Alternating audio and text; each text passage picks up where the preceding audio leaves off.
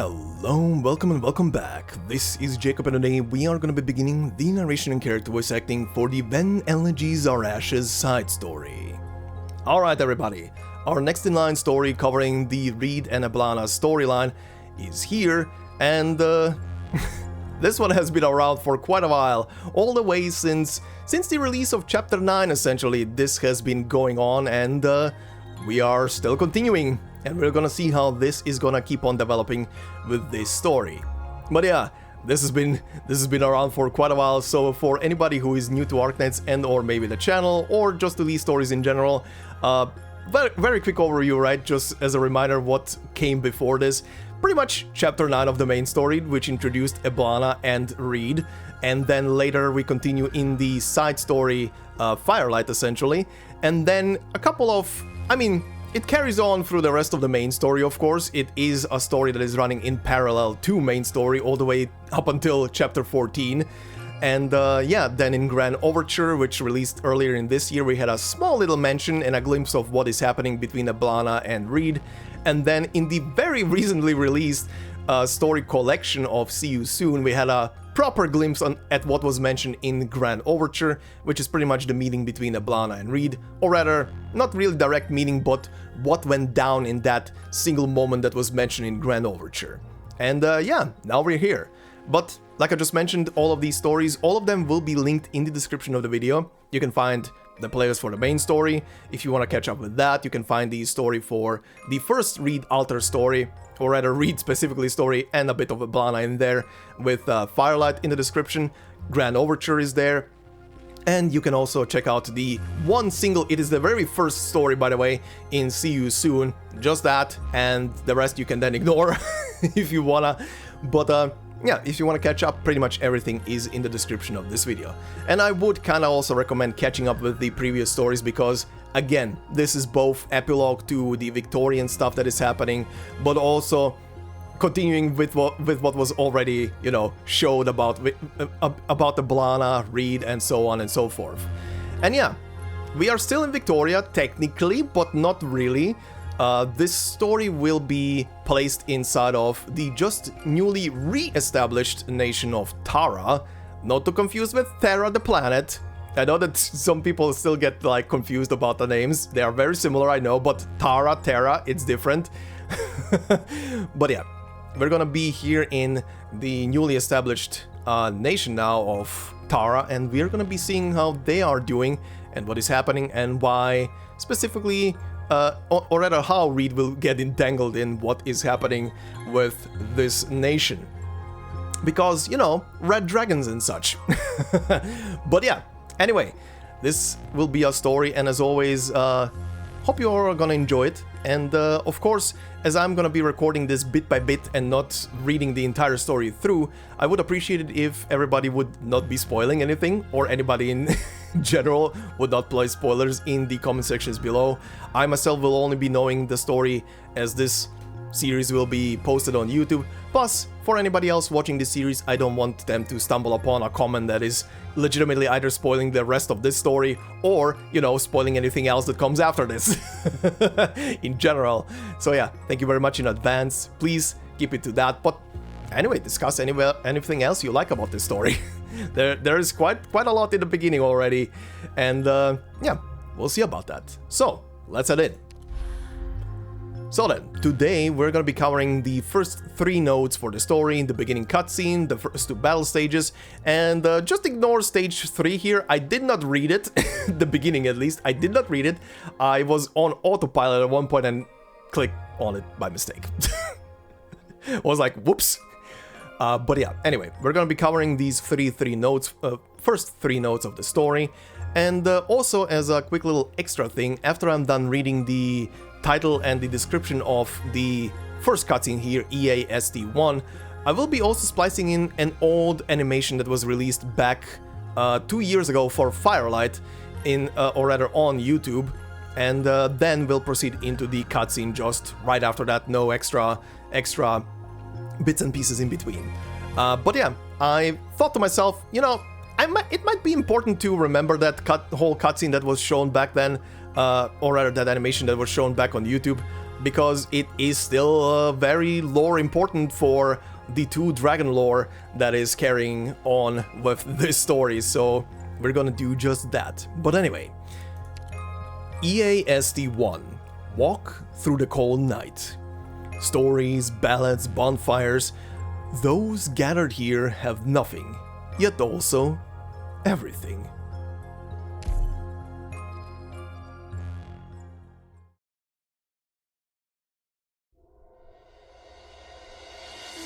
This is a story of Victoria, a tale from the distant past. An era when spring remained, an age before stone castles. A time when a girl made friends with 2 crimson dragons. One of them was greedy, but the other was true and brave. Both swore for eternity to protect her beauty and grace. Everywhere they went, the girl would find and take the most beautiful flower growing in that place. Then one day came when the greedy one exclaimed, "Grant me a gift, should you call yourself my friend." With honey-eyed tongue it begged the girl to braid a wreath with the flowers she had gathered, and the girl gladly agreed. With deft hands she wove a beauteous floral garland and placed it around the head of the greedy red dragon. Yet the dragon of courage said, "No boon for me, no gift do I need. Our journey is incomplete, and there's much for us to see." And thus it departed alone, and flew to the mountains beyond, where it created Taran, a kingdom to call its own. The flowers that thrive here grow in no other land. The domain was deemed perfect to adorn the girl's fine hand. The wind told the greedy one of its kin's great findings. Speedily it flew towards Terra with the girl upon its wings. And the greedy drake was awed, dazzled by the native bloom. "Resplendent shall be our crown when we take that flower from you." The good drake was speechless as greed pressed the demand. There was nothing left of spring but the blossom of its own land. Long battled the dragons, a feud of naught but woe, but greed emerged triumphant. The flower was then bestowed. Though the blossom suffered wounds and several petals were shed, it became the brightest jewel upon the greedy dragon's head. The girl secretly wept, watching her friends fight and bleed. Then a lion snuck to her, giving whispers that soothed her grief. And the lion told the girl that it had a very large pride, who would swear to protect her and vow to stay by her side. So the girl forgot her sorrows and played with newfound friends, and no longer yearned for the drake who dwelt in distant lands. But the Draken War barely ended when the lion pushed its claim. It seized the girl and roared, "Put the crown upon my mane!" The good drake had not healed, but valiantly it challenged the threat. Not for the crown it fought and killed, but the oaths it swore to kept. But the pride was ready for war and spilled the dragon's blood. It drenched the fertile earth and turned it to barren mud. The people grew cold and starved now that winter has arrived. They remain cowed and silent, though a question lingered in mind. Is it gone, our crimson dragon who lives beyond the peaks? Is it gone, O virtue's guardian, the one with no greed?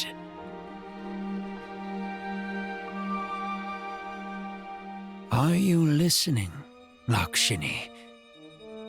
Can you and will you answer that question for us?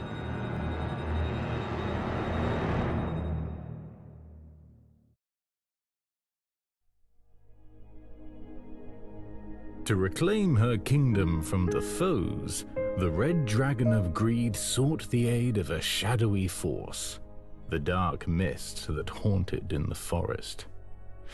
The Red Dragon breathed the fire of death, while the dark mist herded their foes into the blazing flames. Thus, the battle was won, and the kingdom was hers.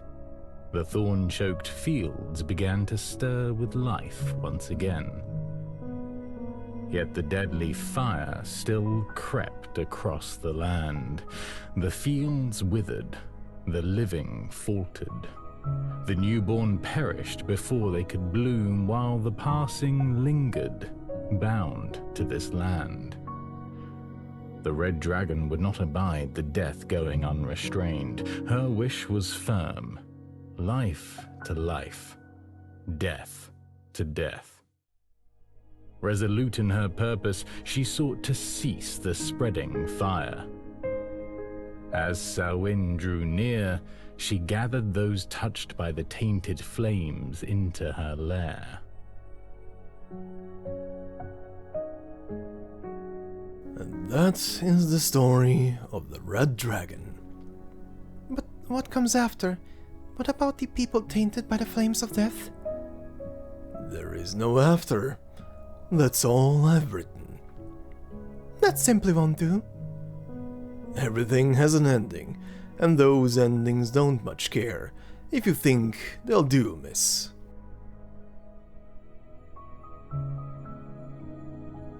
And yet it is for an altogether different reason that you hide yourself in this dilapidated pub after publishing your work.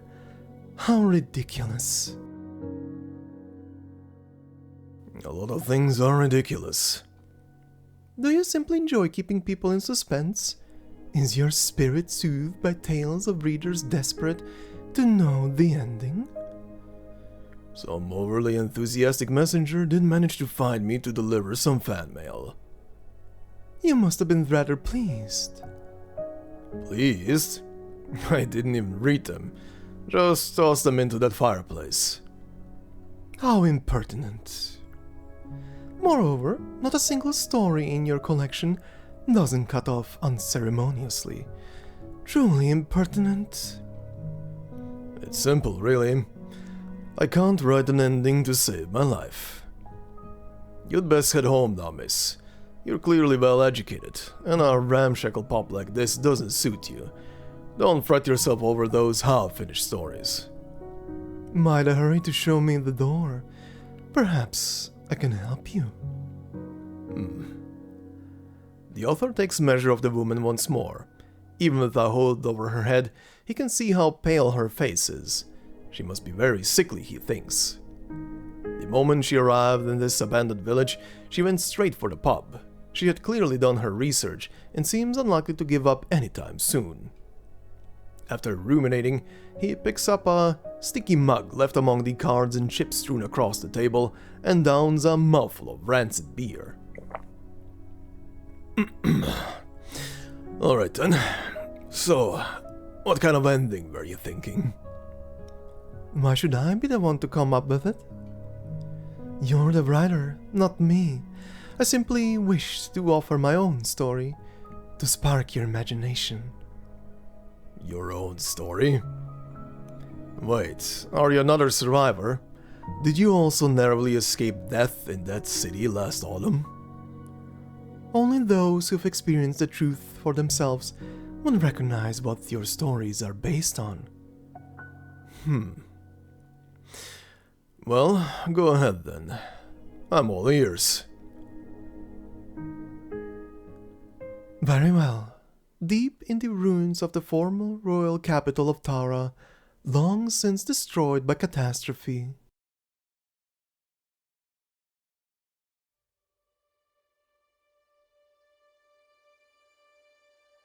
Deep in the ruins of the former royal capital of Tara, long since destroyed by catastrophe, on one uneventful yet peaceful day, the flame burning in a metal stove was snuffed out.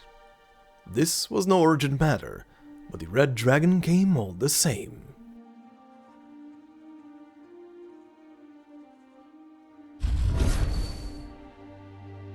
Does it resist being lit?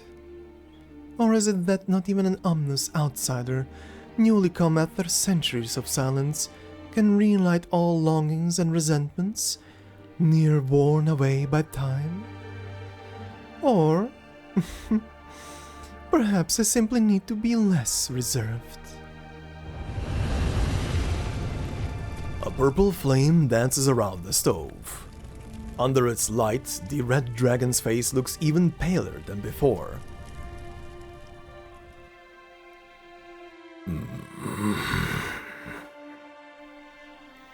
Are you awake? Or must I remind you who you are? The pathetic red dragon who cast aside his crown and wandered the wilderness for 20 years, only to be murdered by his closest kin on his return? Labertach, the exile king, correct? It truly is a pity, seeing someone still in shock at his own bloody death, 600 years after the fact. 600 years. Give or take, the true date of your death has long been forgotten. I'm shocked, yes, but not at my death. Or at the fact that, after 600 years, the Dracos have once again produced an aberration spewing the flames of death. They even let you grow to adulthood without strangling you in the crib. Did the Victorians bid you rouse me from death slumber? Or did you hide that ridiculous crown from them beneath your bed? Victoria no longer yokes the red dragon. The Tara of today heeds no foreign master. Not bad. Tell me then, is it popular to wake the dead to deliver good news these days? But sorry, but I have nothing to reward you with. Now, if that's all, you'd best be on your way. With my flames burning within you, you won't be ending this after a few trifling pleasantries, Labertach. Ending? My ending came long ago. You're the one with unfinished business, yeah?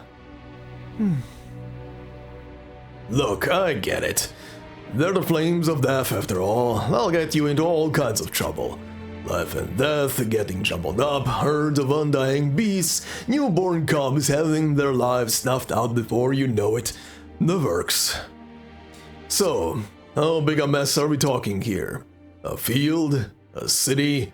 A countryside? I set all of Tara alight to free her from Victoria's heel. You what? Let her be razed to the ground. Let Tara become a nation of the dead. Either way, the flames of death will seek out new kindling. Or so I thought at first. But allowing so many lives to fade away, simply because I am out of ideas, well, that would be awfully imprudent of me. And so I came to you. Tell me, what should I do to cleanse these deathly flames from the fields of Tara? If only that were empty bluster. Go ahead. Use your imagination. I've heard enough. What I'm about to say isn't for you, but for all the people still willing to call themselves Tarans. Those tainted by your flames and marching towards death have been renounced by life itself. It will never return to them. This goes without saying for the corpses marching behind you, obviously, but the same holds for those who still yet walk like the dead. There's no medicine that can save them. Gather them together so that their fires do not taint others. Appeasement. Is that all you can suggest? Of course not. Next, find another red dragon, assuming you haven't already slaughtered your kin, of course. Find a real red dragon, one whose flames warm others' lives. Let things return as they once were.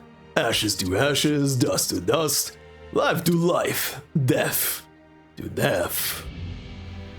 Is that all you know? It is, ignorant young dragon. Then it seems you don't know much more than I do.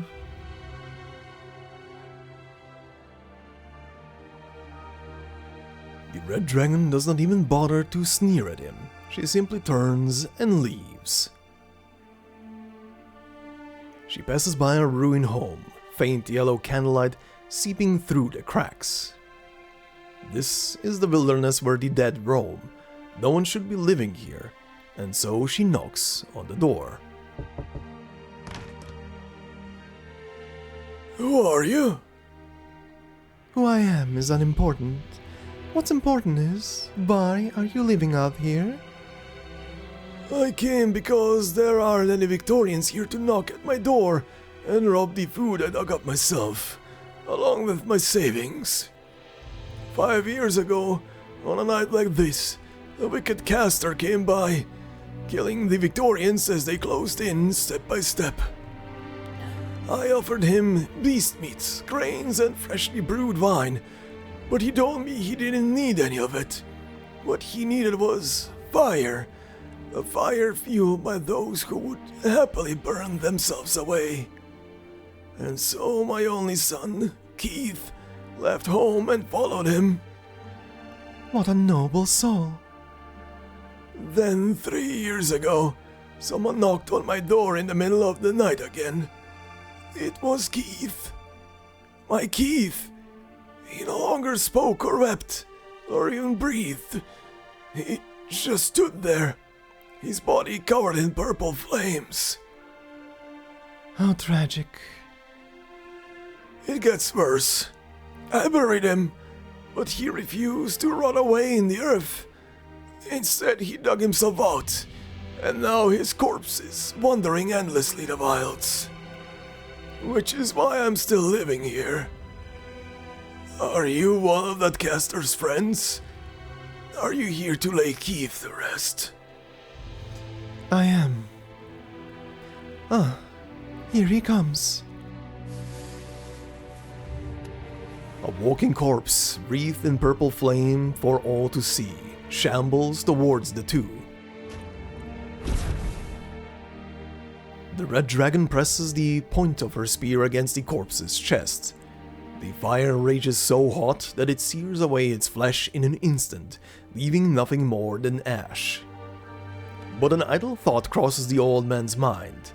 The fire did not seem to burn out, but instead went up along the spear to return to the red dragon's body.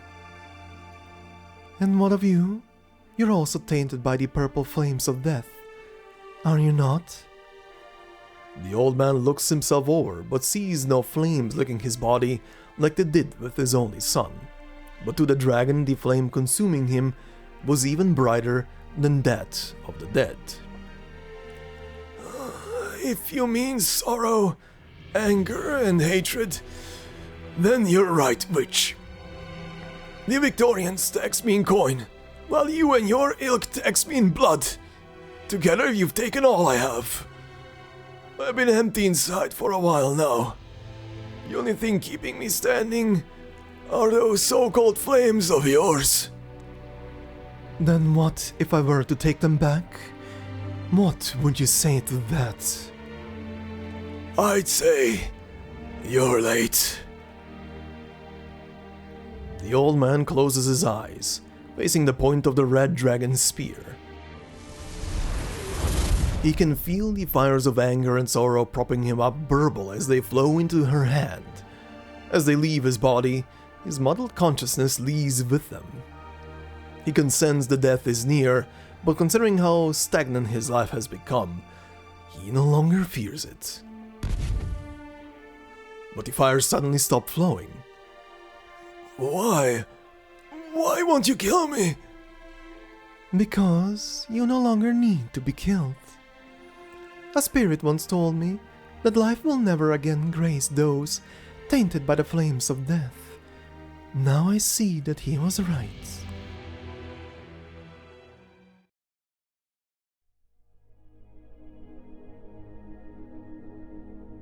Now I see that he was right, the red dragon answered coldly.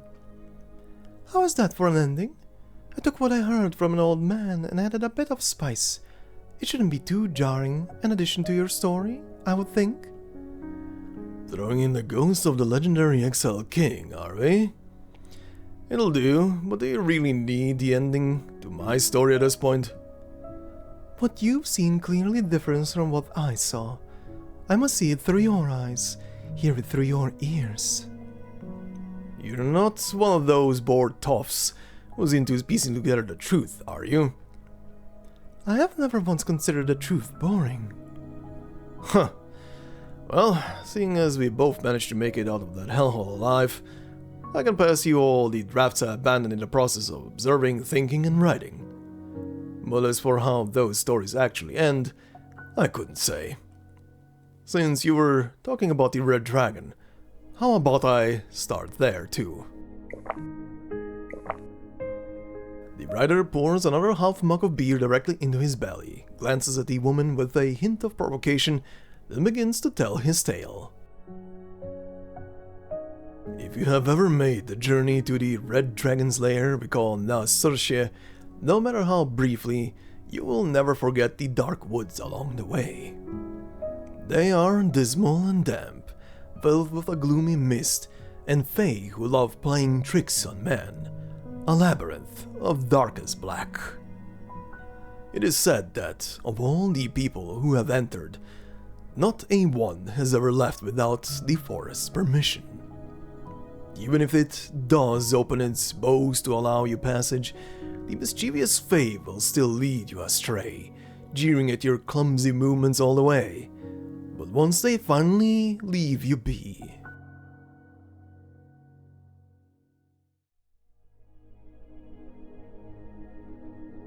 it will become as beautiful as a painting that should not exist in this realm. The red dragon, along with the people who have followed her all this way, step into the lair without the slightest hesitation, leaving that beautiful sight behind them. Na Saoirsí, the heart of Tara, the red dragon's lair. Which red dragon, you ask? Guess you really do enjoy piecing together the truth. You must be thinking, I think you don't know a damn thing, so I'm trying to mislead you. Well, since you're already so well informed, no need for me to beat around the bush.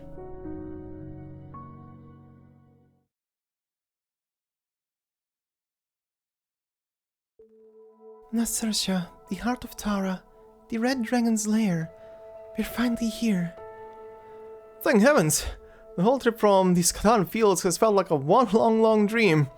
Will my family really be safe here? This land is more than just idyllic pastures and fields. Tara's capital was never directly involved in Londinium's war, but there's been a never-ending spate of infiltrations and noble rebellions going on in the background around Na Saoirsí. Especially after the Red Dragon marched her troops towards Londinium, it wouldn't be incorrect to say a minor war took place here. Sorry, Reed, I was just happy as can be. Didn't mean anything else by it. No. A homecoming should be a happy affair. Know any songs about the city or the dark woods, Morin? Only the one, and it doesn't really fit the mood. Oh, just sing it. I stepped into the dark woods one morn, calling to the mists of horror. I trod upon the road, heading out to war. No pipes a-singing, nor battle drums a-roar. Only the bells behind me, through dew and fog their rings do soar. This whole way back I've been trying to come up with a new verse to add, but I've been lacking inspiration. You seem even more anxious than before, Reed. Was the tune really that much of a downer? No, it's nothing to do with the song. It's a good song. I just, Loughshinny does not finish her sentence. Behind her, the refugees step out of the forest, one after the other. Compared to the display of leaping colors they just emerged from, Na Saoirsí seems stiff and dour. However, aside from Loughshinny, nobody minds. All they know is they have finally ended their long sojourn. They have reached journey's end. They have returned home.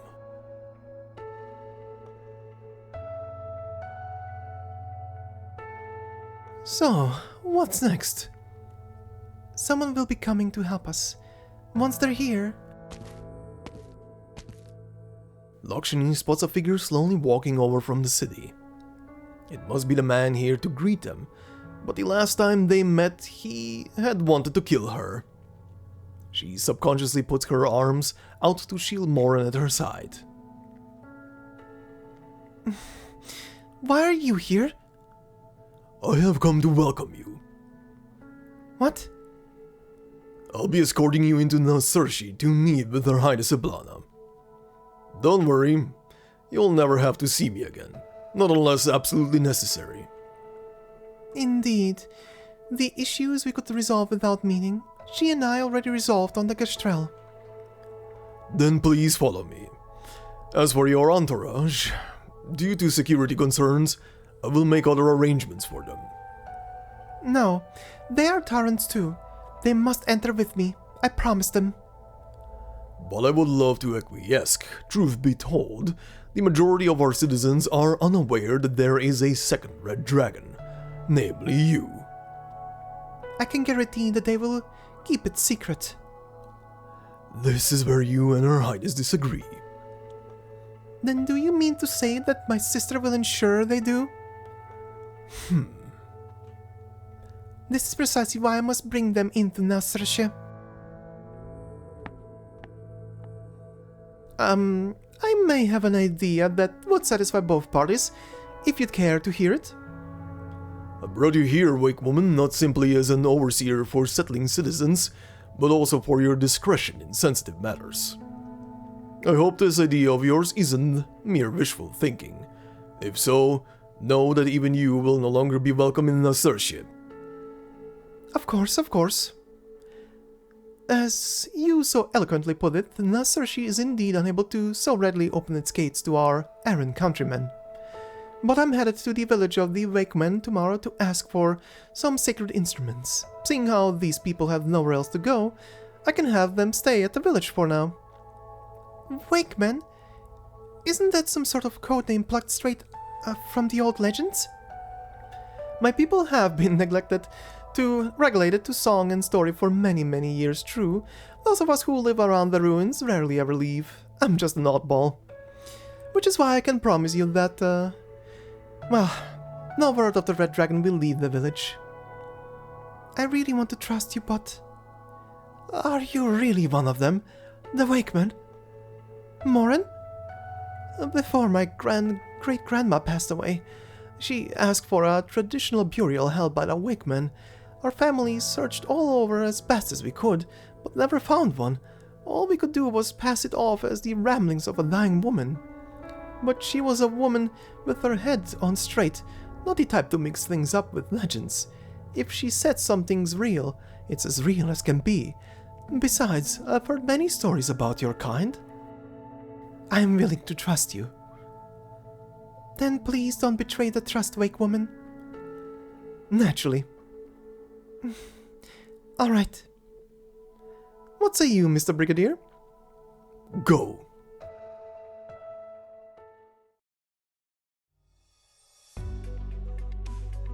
Nemus, who are these people? Sorry for making trouble for you even after I left. They're Tarans with no place to call home. Na Saoirsí can't take them in at the moment, so I thought maybe, we made an exception many years ago by not forbidding you from leaving. We have even less reason to admit these strangers we know nothing about. What if you're not here to be admitted to the Wakemen, ma'am? Moran? Once, when I still dreamt of being a wandering bard, I collected the legends of the Wakemen, sought out your people, and told your tales. But in the end, my dreams of both bardhood and Wakemen were shattered to pieces. Only now, when all I want is to go home, do I run into you. If the legends are true, your people live ascetic lives. You only come into contact with outsiders to hold funerals, letting the souls of the departed find rest in fire. Correct. We came here with... no, we're just folks from all across Tara seeking refuge. Not a one of us is qualified to join you. We're just looking for a place to stay for a day or two. I promise you, we'll follow your laws and customs as best as we can. We won't trouble you any more than we already have. Winter is just around the corner, too. I'm not too sure if your people hold harvest festivals, but if you need any help, please feel free to ask. So Wayne, that is the true name of what you call the harvest festival. It would seem you really are different from the city folk. There are some abandoned huts outside the ruins. You may clean them and stay there. Thank you, or rather, Guru Magut.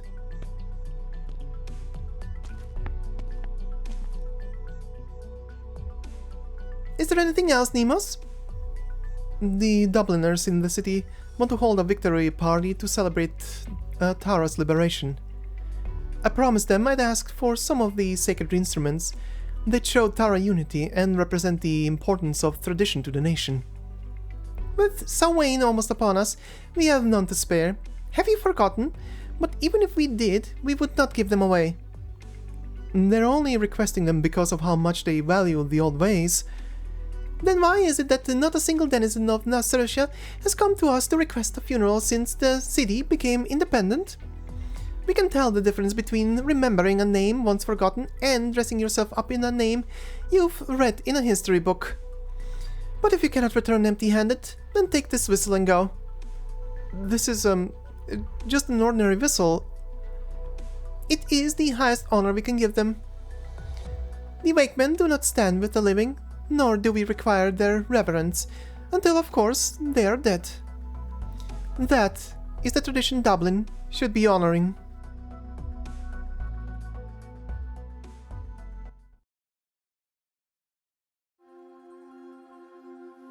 So yeah, voice acting, it's a thing. Yeah, not gonna lie, that caught me off guard hearing it for the first time.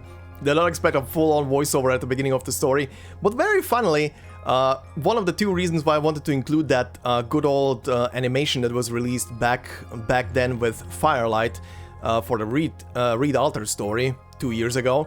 I think it's the same guy, I might be wrong.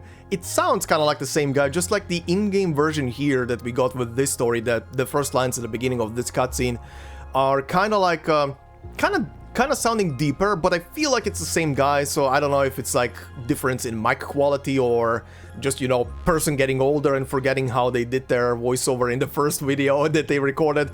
I feel like it's the same guy. Maybe someone can confirm or deny that, but yeah, this was fun. This is one of those things where I'm like surprised that they didn't do this more often throughout the game. Like, I know full voiceovers, people want those, yada yada, but honestly, it's the good old thing of, can you imagine the file size kind of thing of this game if this entire game would have had full voiceovers since the beginning? But I'm actually surprised, but real talk, I'm actually surprised that they never did consider like doing these like small moments in game where it's like some crucial element is happening and just have the like titular main characters of the moment voice over something, like just a couple of sentences, not the entire thing, just to add to the whole atmosphere and scene. I'm actually surprised that they never considered doing that. Maybe they did at some point but never went through with it? I don't know.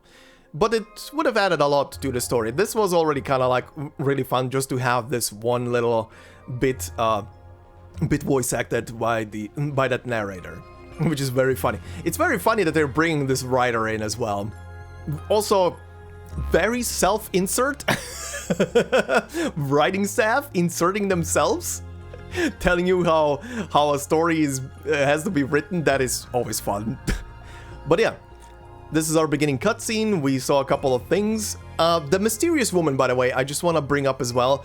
I obviously right now do not know who that is. We will not in today's episode find out who that woman with the rider is, but judging by how she is presented and a couple of lines are written, I am presuming just, so don't confirm anything or deny or anything else, I am presuming it is Eblana, post this story finding that rider and just talking with him, just so he can finish his story.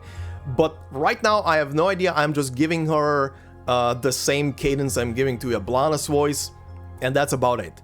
If it's gonna be Eblana at the end, I'm gonna be super fine with it, because I'm literally just guessing here at this point.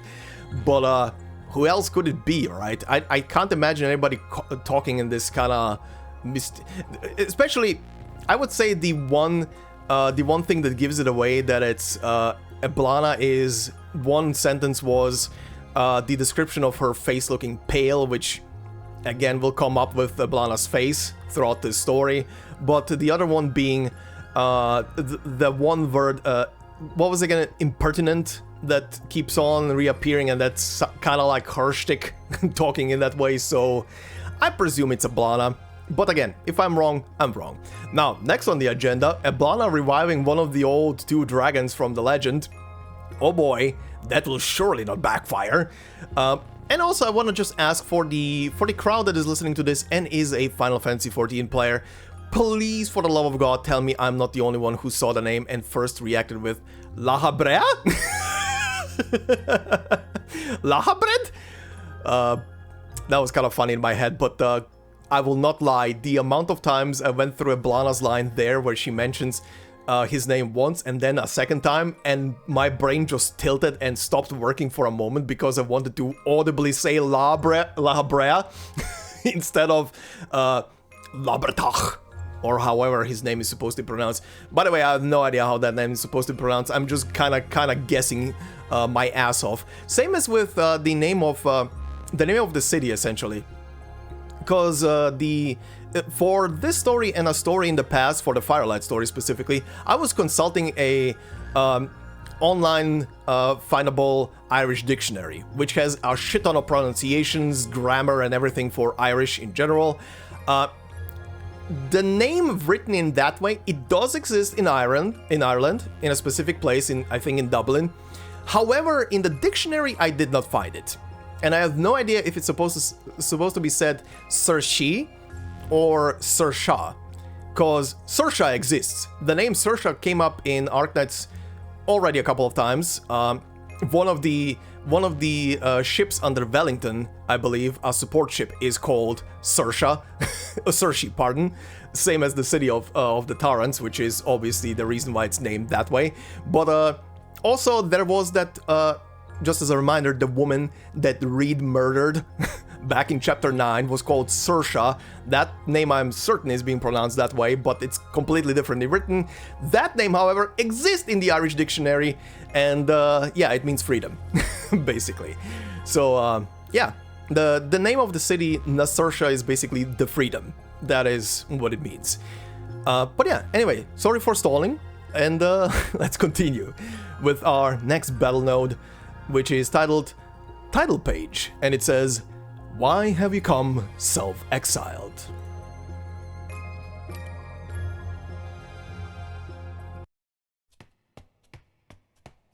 Extra, extra, read all about it! The Victorians are retreating, not fighting! Tara has gotten back all its territory! Peace will be restored to all of Tara by Samhain!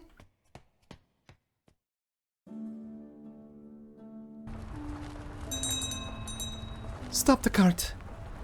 I've been ordered to escort you directly to meet Her Highness, with no delays. Before I meet her, I need to see with my own eyes my sister city post-war Tara, the survivors and civilians. Have their new lives finally begun? If you insist. But the people are not yet prepared for 2 red dragons. Of course, I know that.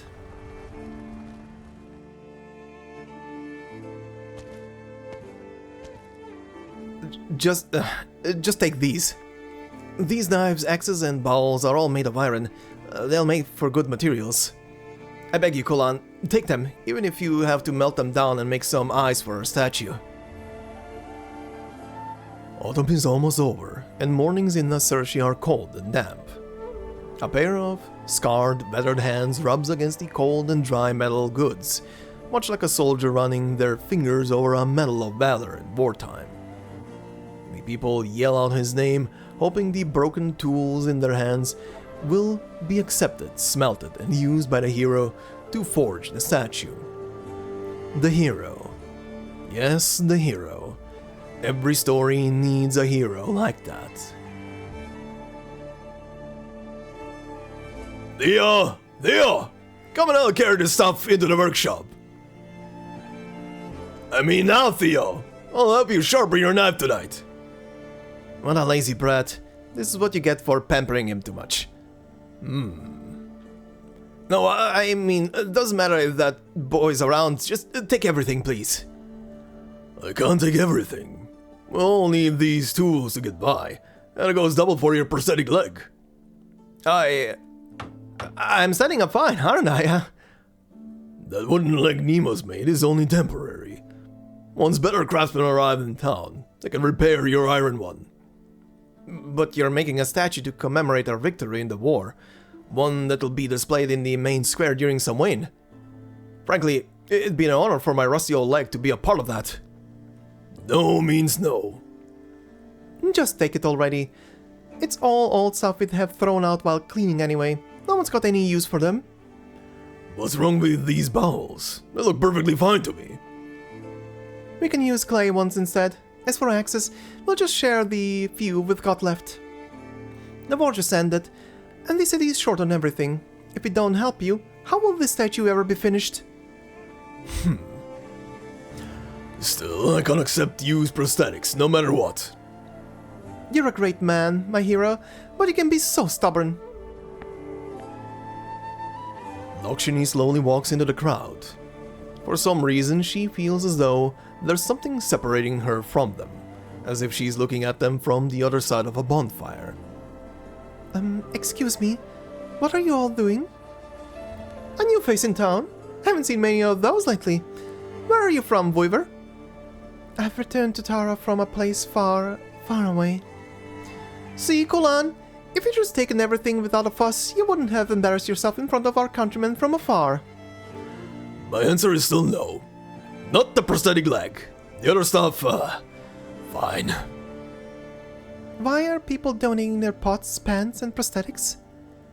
Because we all want to erect a statue in the square for Samhain to celebrate Tara's rebirth. It's to celebrate Samhain? I've only ever come across the festival in Taran folklore. It's held after the autumn harvest and before winter, yes? And it's meant to connect this shore to the next. You know your stuff, Weaver! We used to just celebrate the harvest every year. It was the Dubliners who told us about the festival's historical origins. So we sweep our houses, prepare feasts for our guests, and most importantly, light bonfires. On the day when life and death intertwine, we welcome all visitors to the banquet. There's so much to do. And since this is the first Samhain since Tara's rebirth, it should be even more grand. Good thing too, otherwise Kulan would never accept our old pots, even if he had to tear down his own house instead. Speaking of, do you have any iron on you? You'd like to donate, so the hero can add it to the statue? All I have on me is a bookmark. I think it's made of iron. Will that do? You don't need to listen to her, Taran from afar. So what sort of statue are you making? A red dragon, to celebrate Tara's rebirth. A red dragon? I'm telling you, Kulan, if you don't take my prosthetic leg, I won't leave until you do. Then I suppose I'll have to pick you up and carry you back myself. Ugh, you and your gigantic muscles. By the time Samhain is over and the statue has been erected, we'll all be living the good life. We'll be able to make as many prosthetics as we want. Just imagine a massive dragon statue standing tall in the night. Even through winter, its flames will remain lit, just like in the legends.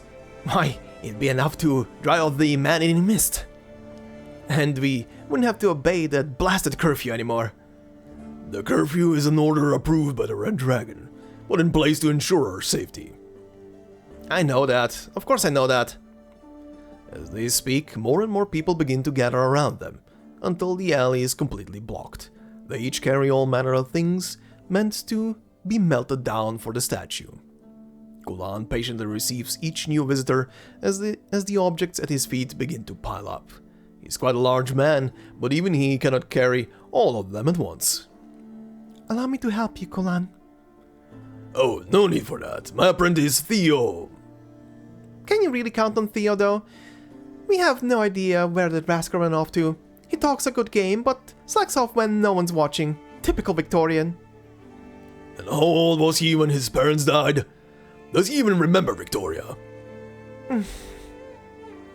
So what's your name, friend? Reed. Have you found a place to stay yet? You're welcome to stay at my place for the night. You wouldn't want to be wandering the streets during curfew, that's for sure. I think I do, but a curfew? You mean the city has a lights-out bell? Not quite. Victoria used lights-out bells to suppress the Tarans. Na Saoirsí's curfew is to safeguard us. The black mist lingers in the dark woods, shielding all of Na Saoirsí from outsiders, but at times it also drifts into the city's streets.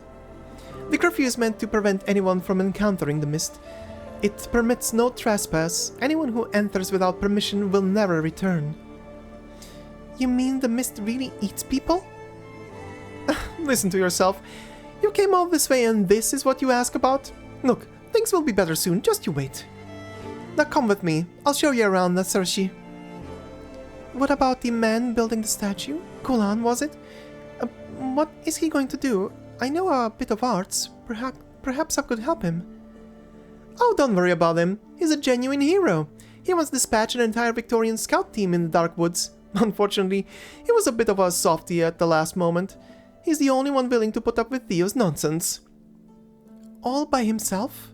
Really? Well, in the woods. The forest has always been on Taran's side. Stop changing the subject, Reed. Just come with me and have some ale and stewed meats. It'll warm you right up. You must know that you've come home at the perfect time.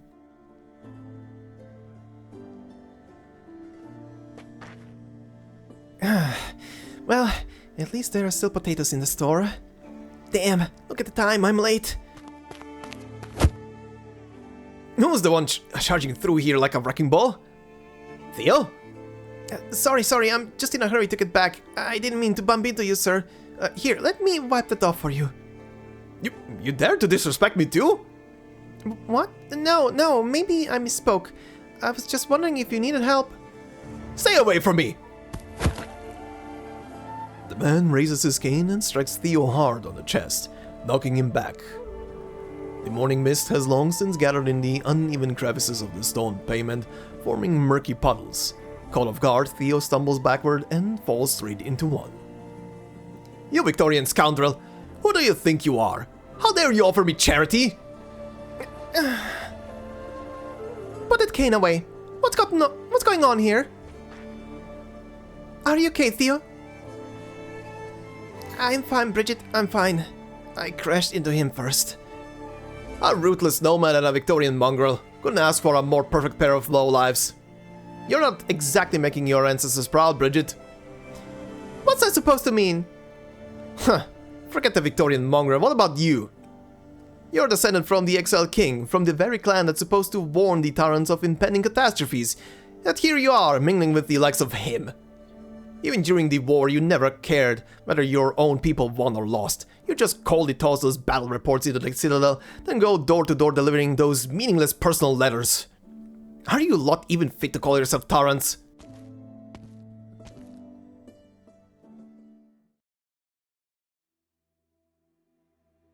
So this is the only place you have to go? Why not just go back to Kulan? I need to wash my clothes first. It should be quick. You don't need to worry about me, Bridget. Of course I'm worried. I came here just to see you after all. Huh. How is a place wrecked by war and left to rot any better than Kulan's workshop?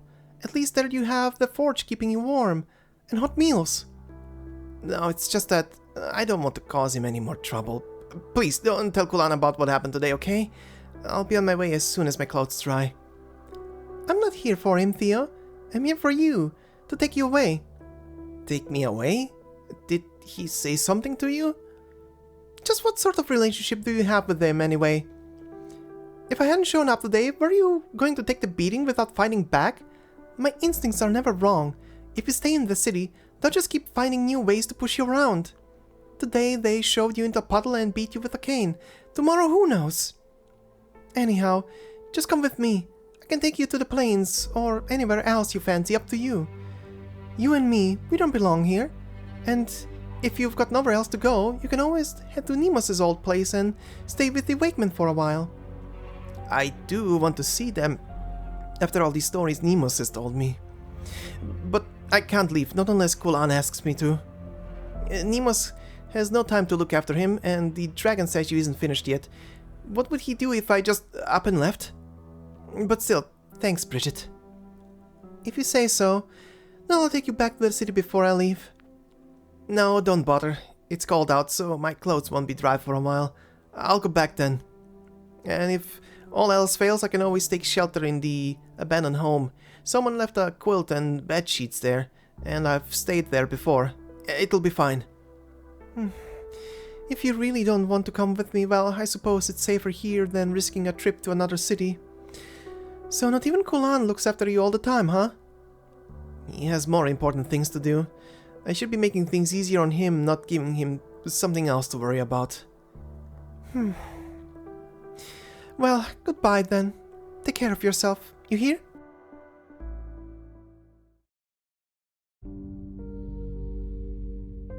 We're here. Like I said, you've come at the perfect time. Today we have fresh ale, stew, and oatmeal. If only we had a bonfire. Shouldn't you save that for Samhain? According to the old customs, we can actually light it a few days before Samhain. Then again, the war just ended, so we really don't have much in the way of firewood. We can't just start chopping down trees either because of the curfew. At any rate, it's still light out. The sun can be our bonfire today. But that's enough chit-chat. Take a seat. I'll have them make room for you.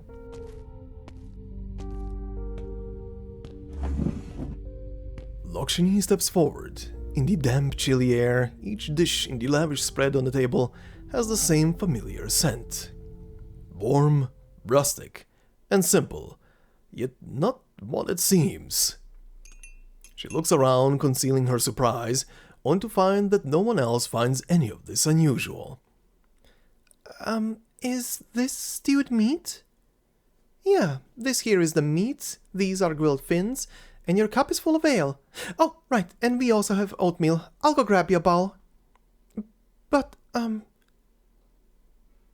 All the dishes appear to be made of the same thing. They're all made of potatoes, right? Their statue is bowls, their bonfire is the sun, their feast is potatoes. As the friendly resident goes to fetch a bowl of oatmeal, Loughshinny stands up and walks toward the cart and burden beast that has been waiting for her the whole time.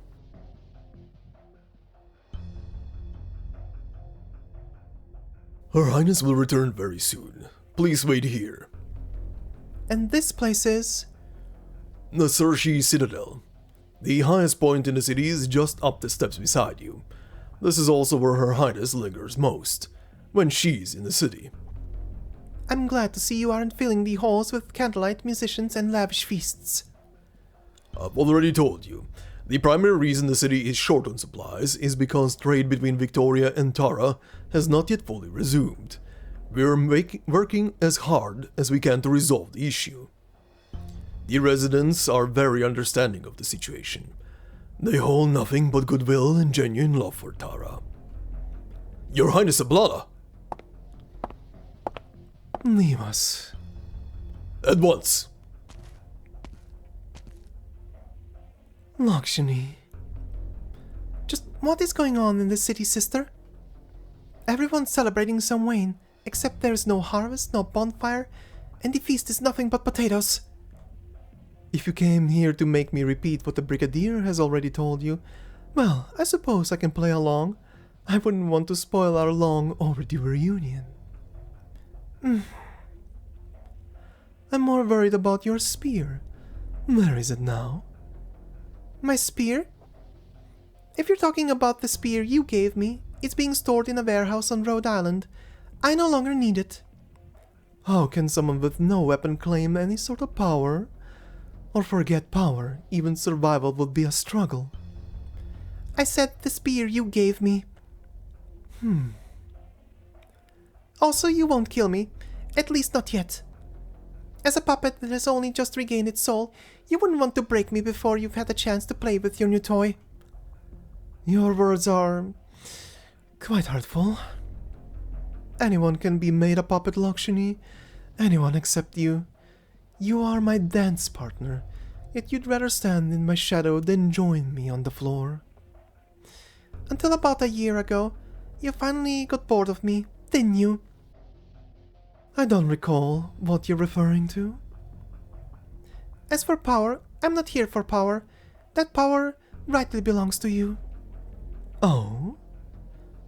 You've been setting fires all across Tara.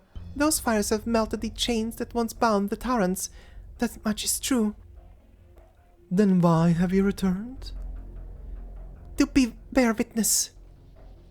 If you're truly willing to use your power to give the Tarans a new beginning, then I will do everything I can to support you. Say, for example, that you're too busy to deal with the supply shortages in the city right now. If so, I would be willing to help with that. Whether I step forward as a second red dragon or hide my identity as before, it makes no difference to me. As noble as ever, my dear sister. But I can't say whether you would truly be satisfied with that. The sister I knew wasn't someone who sought power simply to live a life of indulgence. She wanted more than that. But so far, every step you've taken has been paved with bones and blood. I can only pray that's because you've had no other choice. I sincerely hope I will never have reason to collect my spear and come searching for you. Not bad. Not bad at all. It seems your life of wandering has taught you far more than you ever learned while acting as my shadow. Let's not beat around the bush. I've made my intentions clear. And you've invited me back, so what is it you want from me? You'll find out soon enough. Until you do, though, why not come with me? I'll show you around the Red Dragon's lair.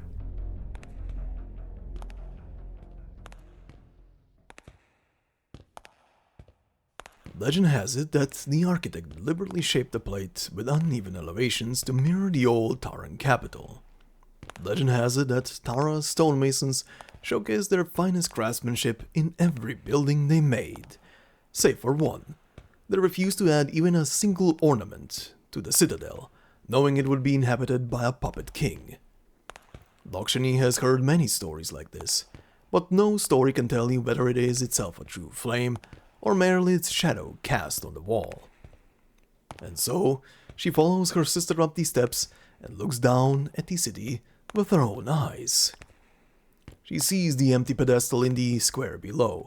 It seems to be waiting for something massive to be placed upon it. She sees the winding, undulating cobblestone road stretching from the square, and the humble stone houses, so simple they inspire a sense of affection. But after she focuses her gaze and takes a harder look, she finally sees the thing she had sensed before, the thing that had separated her from the other residents. It is something that definitely does not belong in the city. Flames? Flames. At a closer look, there are tiny sparks of fire scattered across the city. All the residents, whether talking, rushing to and fro, yelling, resting, are surrounded by flickering flames. Purple flames.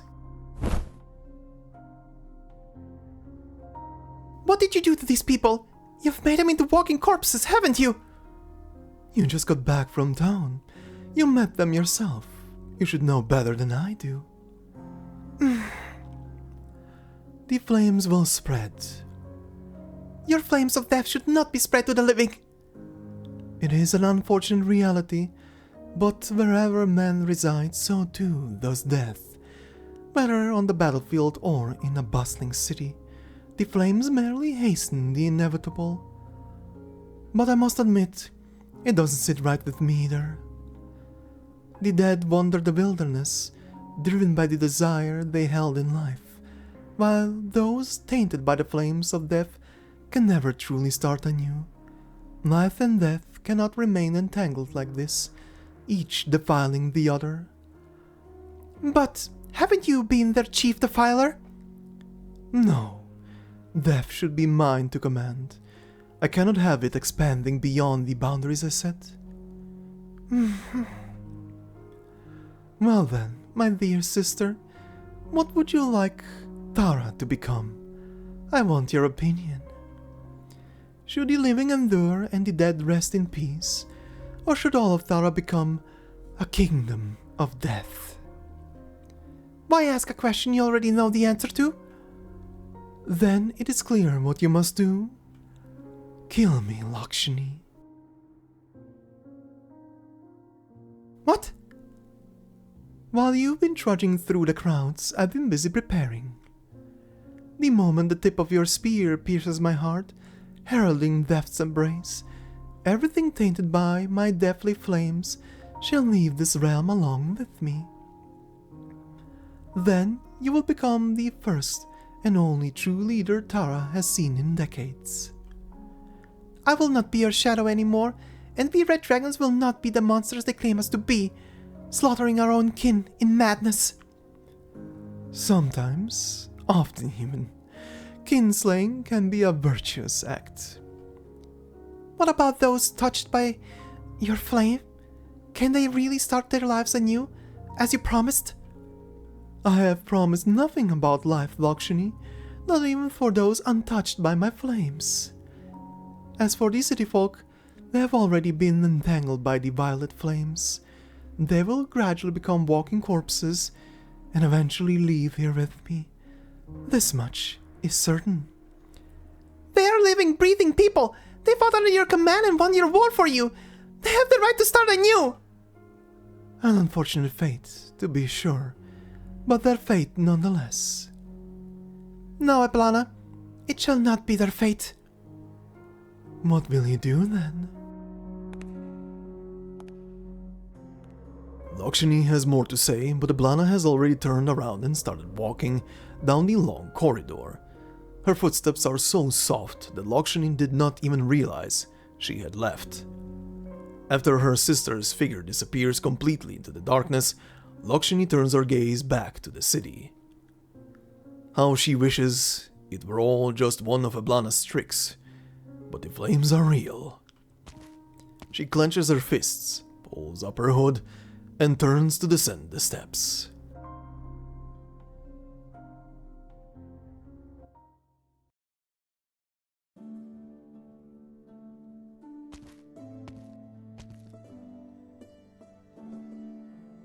Sorry. Ma'am, hold on please. Oh, Reed, it's you. You left us suddenly. I was worried our hospitality had been lacking in some way.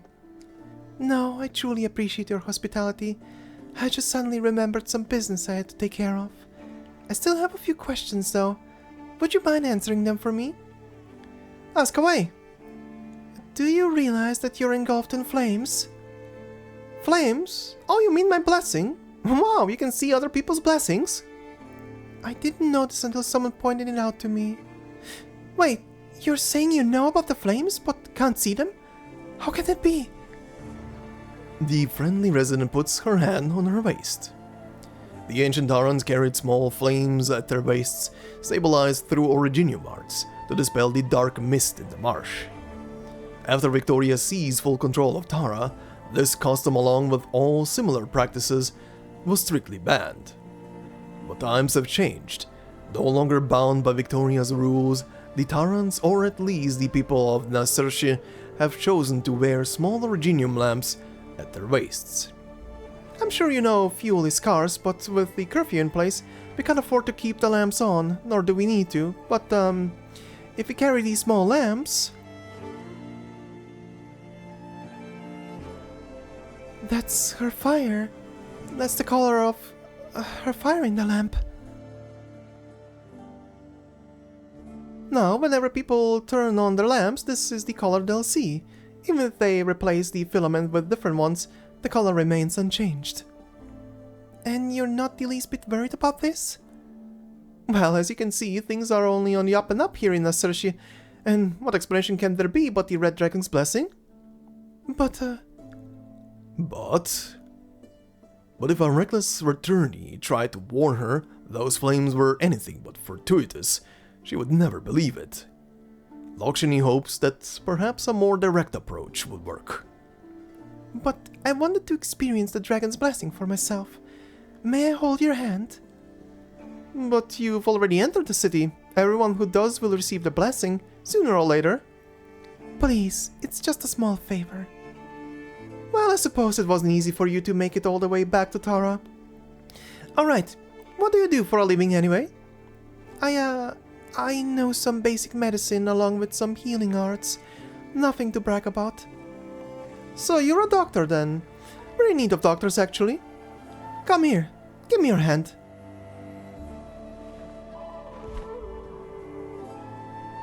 She tightly clasps the woman's calloused hand, letting the fire spread from her own wrist to Loughshinny's. Thank you. She shuts her eyes. Close your eyes and remember those whose pain you once soothed, those no longer forced to linger in this realm.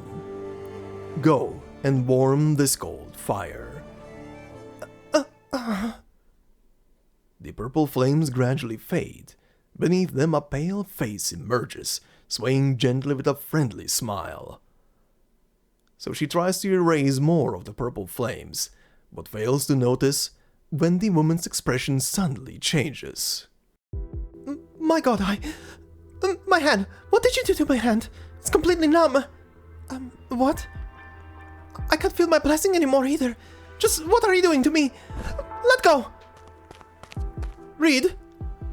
Wake woman? Reed, please let go of this poor lady.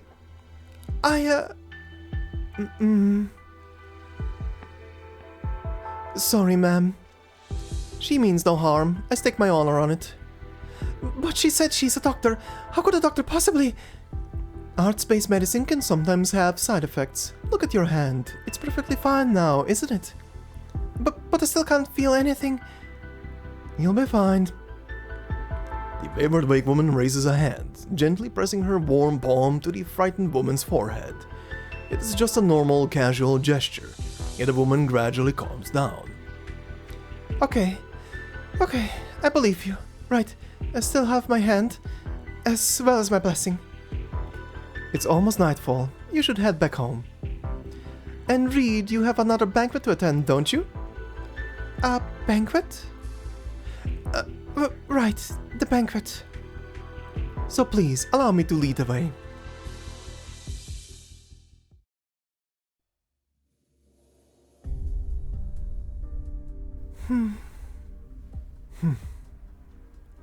Wake woman, since you've returned, does that mean Mora and the others have already settled in? That's right. They'll be staying just outside the ruins. They're probably still clearing out the empty houses right about now. Thank you. Don't mention it. By the way, call me Nemos. I hardly do any work as a wake woman these days. Alright, Nemos. You mentioned a banquet just now. Who's hosting it? In a few days, Dublin will be hosting a celebratory banquet, and all the high-ranking nobles will be in attendance, including Her Highness Eblana. We've been very busy with all the preparations. A celebratory banquet? While the residents are making do with stewed meat and grilled fins made from only potatoes?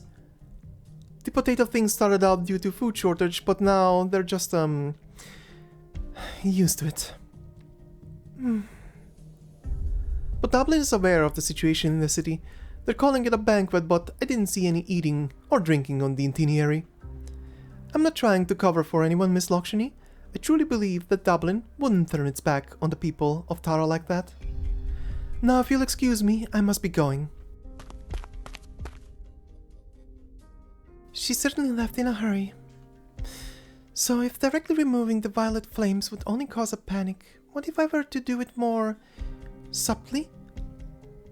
Launder whatever you want then? Who's there?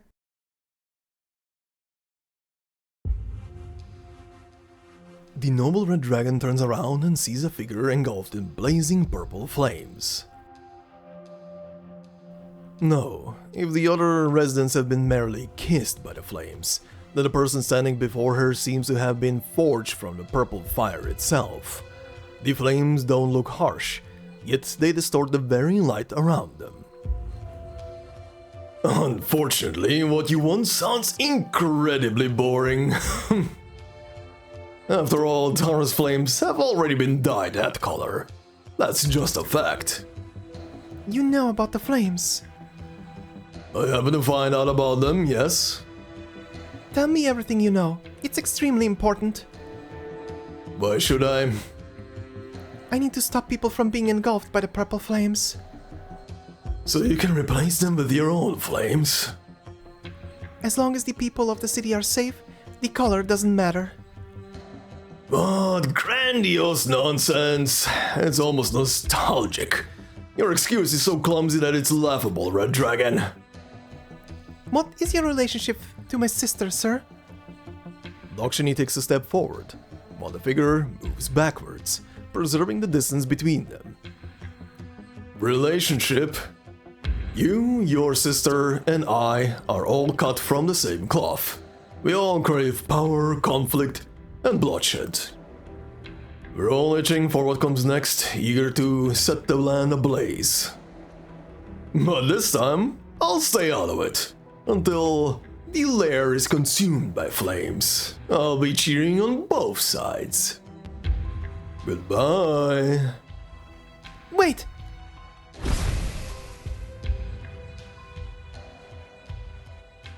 The red dragon tries to weave the flames of life into a cage, but before it can take shape, the strange figure scatters in the wind.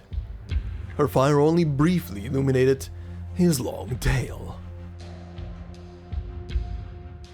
then returned to nothingness.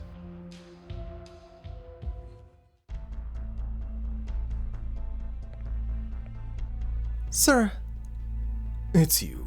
What's wrong? Why have you come to see me now? Don't tell me there's another problem with your grain shop that I have to deal with. I've never treated you as a subordinate. We're business partners. Understand? I understand. Good, as long as you do. I have another shipment that needs to be escorted out of the city. Leave soon, and be back before curfew. Sir, about that. About what? About the grain we sent out before. You said it wouldn't affect the city's food supply, but now we're all stuck eating only potatoes. Do you know what it's like in other parts of Tara? They don't even have potatoes. Na Saoirsí's agricultural output is already top tier. We're taking urgent measures to help our countrymen. Understand?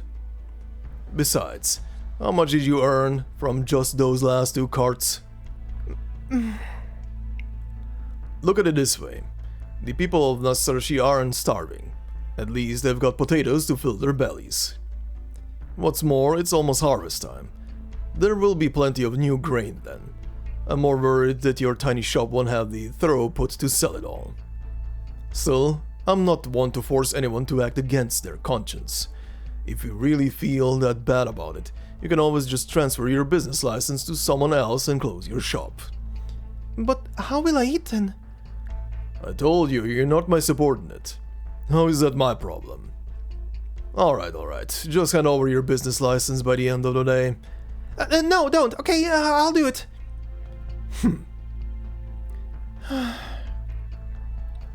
Why are you still standing there? I have something else to discuss. My friend told me that lately, the dark mist in the forest. Dark mist? If I needed you to remind me about that, I might as well quit right now. There will be someone waiting for you once you've passed the gates, just like always. Anything else is none of your concern. Now go. Sir! What is it? Did the brigadier say something when he was on patrol this morning?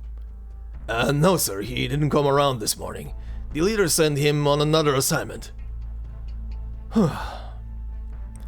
Then, what's got you in such a panic? It's officially harvest season for the agricultural plate to the south. Isn't that a good thing? Yes, but all these skilled agricultural workers have left the city. Just follow the handbook. Do exactly as it says, got it? Yes, sir. By the way, what's the estimated yield for the entire plate? Report it to me, and I'll consolidate the numbers later.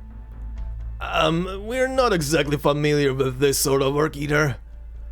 You're useless. Can't you at least tell when the crops are ready for harvest? They're definitely ripe, or we wouldn't have harvested them in the first place. Then isn't it just business as usual? Report a normal yield based on previous years. Now get going.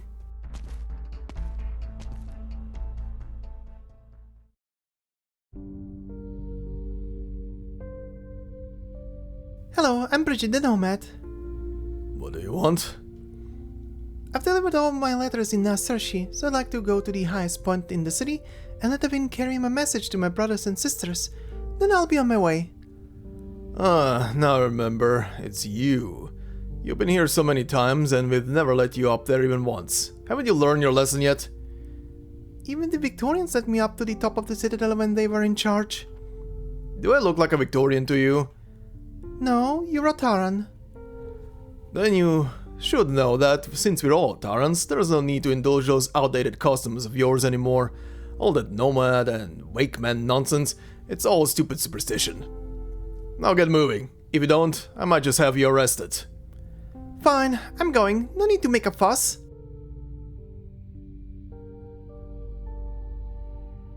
Well, I've done exactly nothing I set out to do, other than delivering my letters. Oh well, at least I'm out of the city before curfew.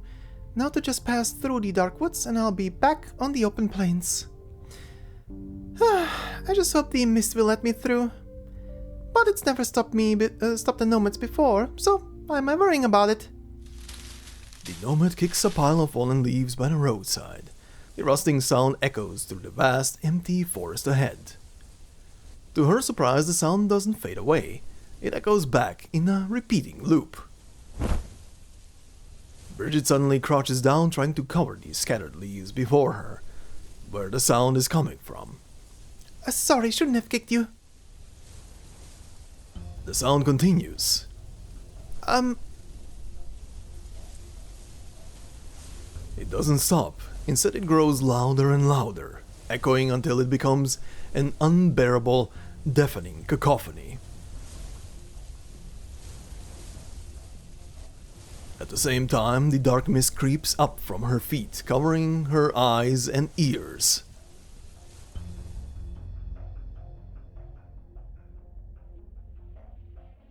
Until she realizes she's back at the forest entrance.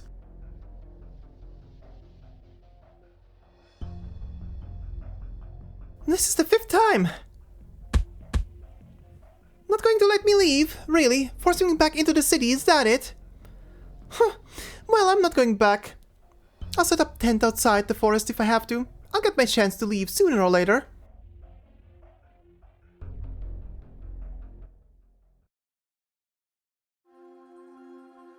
Alright then, so Reed is in her home territory and is exploring.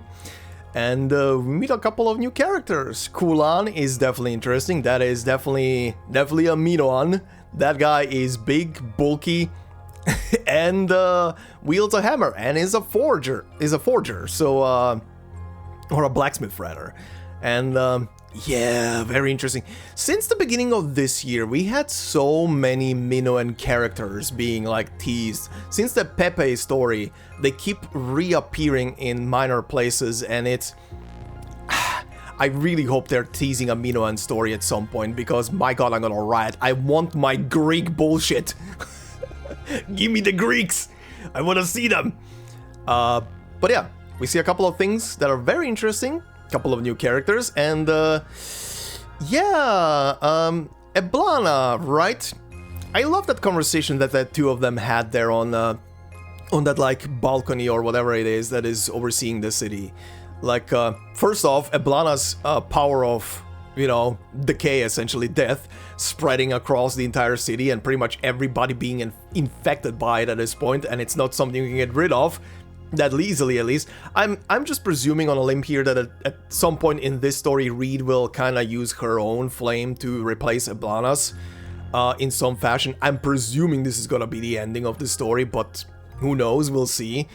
But yeah, that is quite the dilemma. The entire city is basically a walking corpse at this point, or soon to be walking corpse.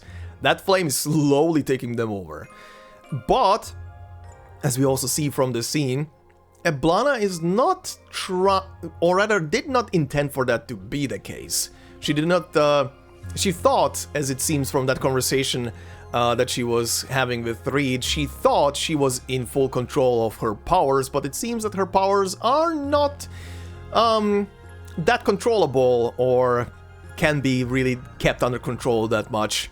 Which is very interesting for her persona to showcase that she's not that full-on ruthless person as she always seems to be. That she did not want this to happen. She wanted this nation to be established, and as it even looks more like it, she's just trying to have her sister take over. I will say though, however, the whole shtick of that she didn't try to mentally break her sister with what she was trying to put her through, as we saw her back in chapter 9. I don't buy that bullshit. Come on, you cannot tell me that you did never notice that your sister was being absolutely spiritually, mentally, and in every capacity just drained of her own life and willing to live. Good lord, do we need to... Does someone need to go there and remind her of how Reed was mentally when chapter 9 was happening and just slightly post chapter 9? She was not... she could barely mentally be considered a human being at that point. She was empty and needed so long for her soul to get reignited and properly regenerate. So I am not buying that bullshit that she was saying there. But anyway, we'll continue now. But first, we do have new enemies here to introduce, and these are funny. These are very funny enemies. So, as Fae is being a very theme here, we have Patrolling Foliage, which says, withered stump possessed by a Fae spirit. Not yet able to protect others, it roams only to protect its own dwelling. Reveals its true form when approached. And the other one is this cutesy little cabbage seedling.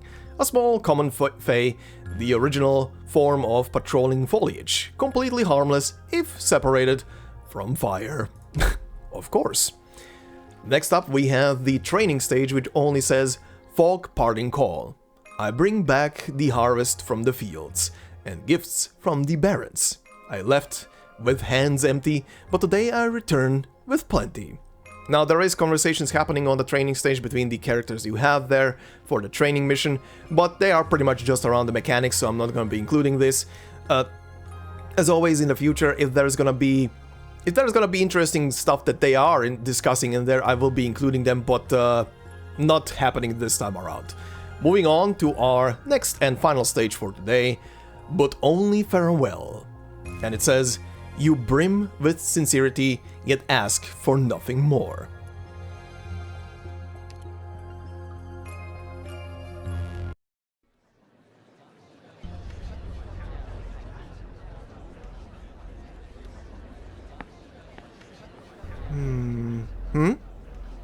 Wow, there's so many people here. Sorry, please make way. I've been to Millington Street already.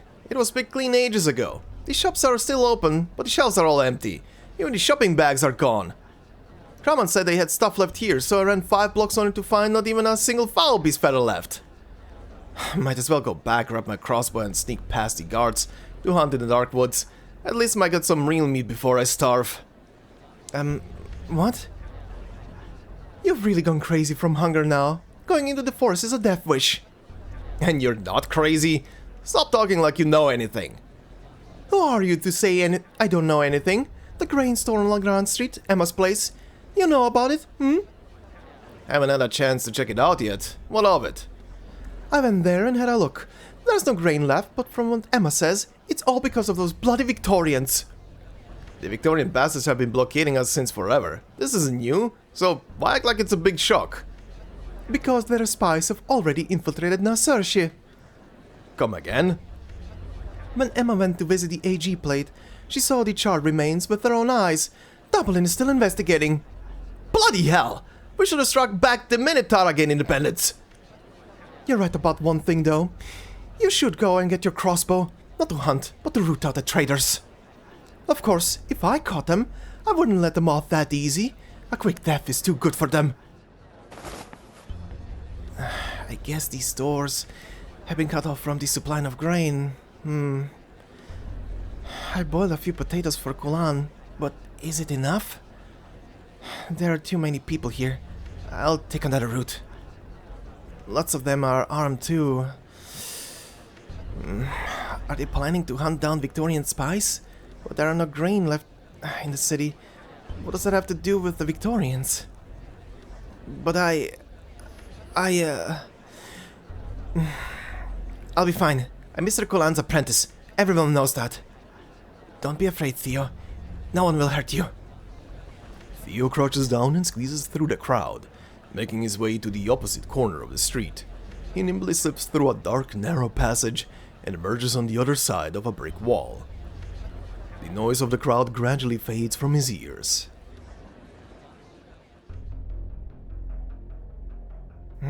See? No one gave me any trouble. Mr. Kulan must still be busy with the dragon sculpture. By the time he notices what's going on around him, all the stores will be empty. I need to help him.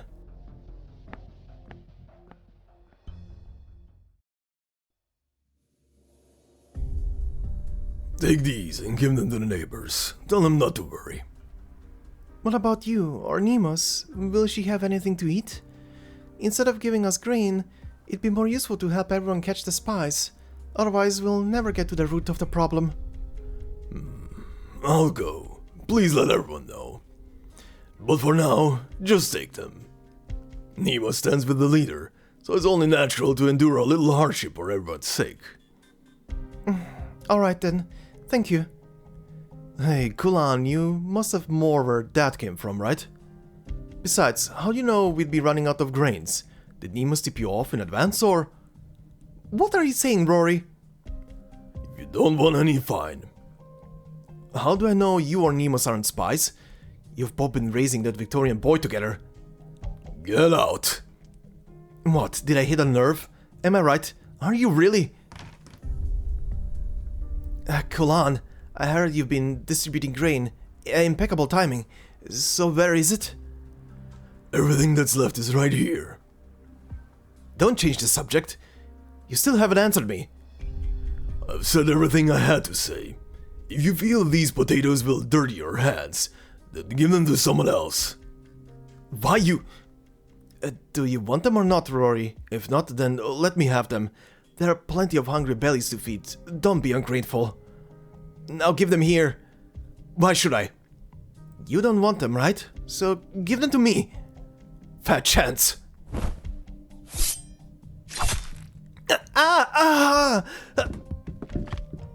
The potatoes in the bag were very small. None had the usual oval shape. My arm! My god, he's bleeding. How could you turn a blade on a fellow Taran, Rory?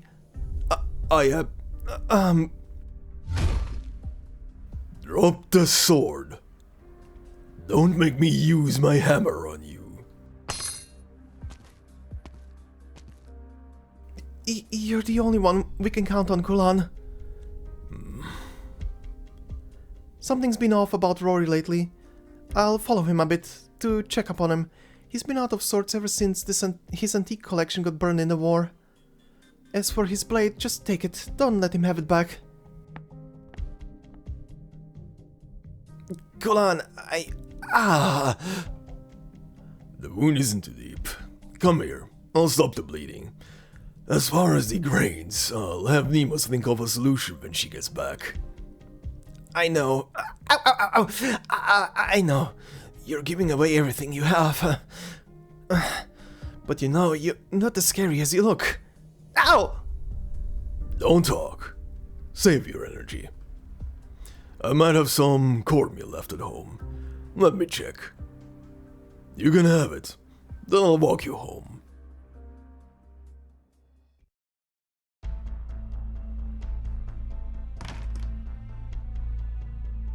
Kulan? Are you and Theo doing alright?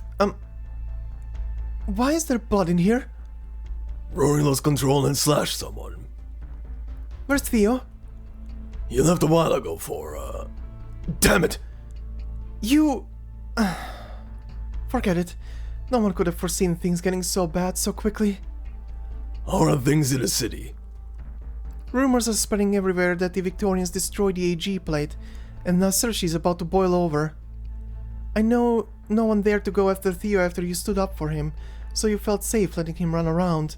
But this time, it's different. I have to go and find him. Do you have time for that? Aren't you making that statue? It only needs to be finished before Samhain. There's still a little time left. Damn it! Damn it! I'll worry about Theo. You just focus on your work. Okay.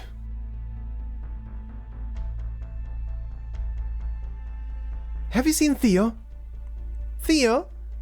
Where has that boy run off to? Slacking off again, no doubt. Kulan spoils him too much. You really should talk to him about that.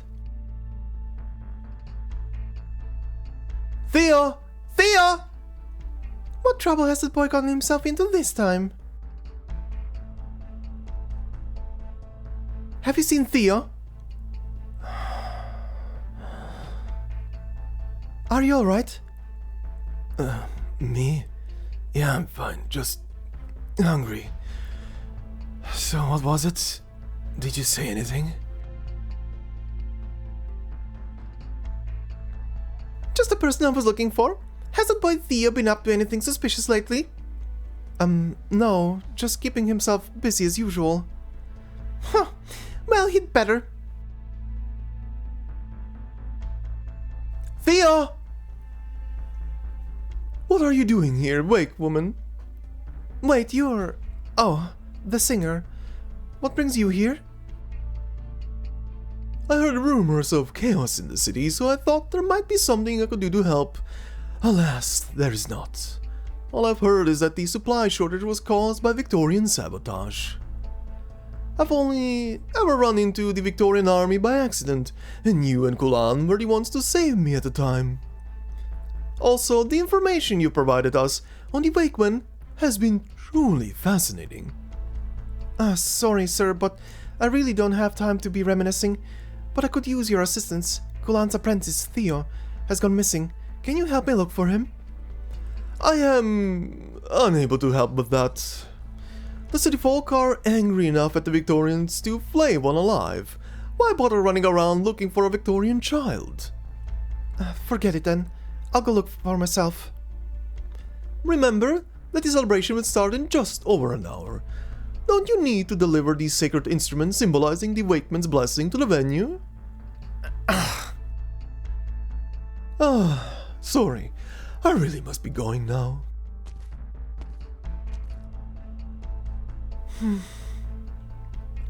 What do I do now?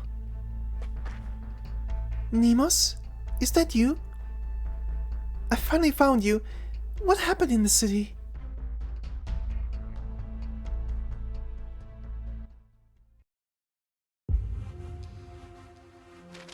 I've checked every inhabited street and found no sign of Theo anywhere. All I saw were the flames of the townsfolk growing even stronger, as if a sudden gale had swept through. What's more, everyone just seems used to it at this point. Getting rid of the flames would only terrify them. They'd only have numbness in their body. Does this mean it's too late for the people of Na Saoirsí? No, I can't think that way. My first priority is to find Theo. I should go and find that nomad named Bridget, the one Nemos mentioned. But would anyone really be willing to pitch a tent outside the city, just because they can't get into the dark woods?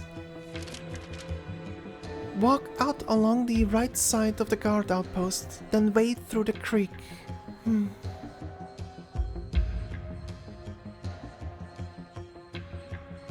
I think this is it.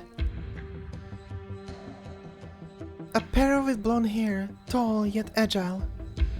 This must be the Bridget Nemos mentioned. You know me? No, I don't believe we've met before. Nemos asked me to come and find you. My name is Reed. You, Bridget leans in slightly and twitches her nose twice, but does not otherwise react. Loughshinny takes this to be the way the nomads greet each other. You're not the red dragon from the city. What? I'm not a red dragon at all. I'm just You're not the one from the city. You're a different one. A second dragon returning to the city. Just like the old stories. And you can tell with a single sniff? Sure can. Your flames smell different. But that's none of my business. What can I do for you, Reed? Theo's gone missing. Nemo's told me you might have an idea where he is. I've heard you often chat with him when you're in town. He's missing? He went out this morning and never came home, and the city's in chaos today. We searched all over Na Saoirsí, but Nemo's and I... but there was no sign of him anywhere. But I saw him just before I left the city. He was doing fine. No, I can't say he was fine. Anyhow, I went to the citadel after that, then left town. Haven't seen him since. Where the heck could he be?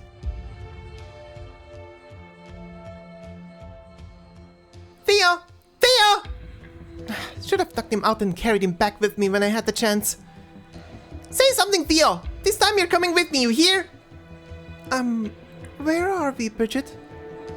This plate was dragged out during the war, supposedly to appease some noble or other, but when they brought it back, it was left like this, barely clinging on to Na Saoirsí, and no one bothered fixing it up. Theo always hides out here when he's feeling wronged. Could he have left the city? I've only seen one person leaving the gates, Emma from La Grande Street. Theo sure wasn't with her. What's more, she was taking a cart of who knows what to the entrance of the forest all by her lonesome. She met up with someone there. They took the goods, then she came back by herself. And she didn't notice you? These city folk don't see too well, or hear, or smell. Besides, I was pretty far from her. So she delivered a large shipment and returned by herself. Where did all those goods come from? What does this Emma do for a living? Runs a grain shop. I've delivered letters to her before. So a shopkeeper left the city and now keeps close at home. Seeing how this is the only lead we have, we should hurry over to La Grande Street.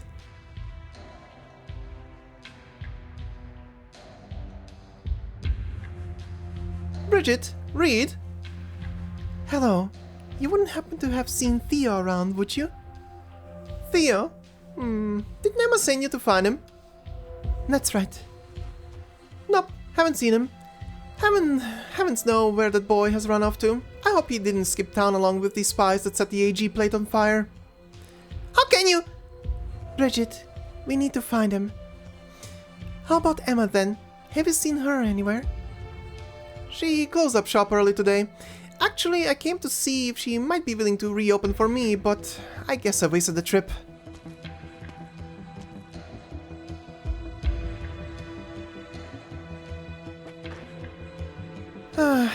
There it is again, that cold burnt smell. It's been everywhere in Na Saoirsí lately. I can't stand it. I've been meaning to ask, are you able to smell purple flames? Yeah, the scorched stench of the red dragon's flames. Lately, even the city folk have been reeking of it. It's not just the smell. The fire itself has spread to them. What? How? I don't see any flames on them. So you can't see them either? I was gonna ask the same thing. You saying you can see the flames? Then again... makes sense. You being a dragon too and all. The city folk live so close to the other one. Even worship her like a god. Guess it was only a matter of time before they got burned. Emma, it's me, Bridget. Emma! Is she not in? With that purple flame stench coming out of the keyhole, must be someone in there. So what now? Break in? I don't see any other options. Whoa! So dragonfire can burn through locks too? Let's save that conversation for later. We need to get in there.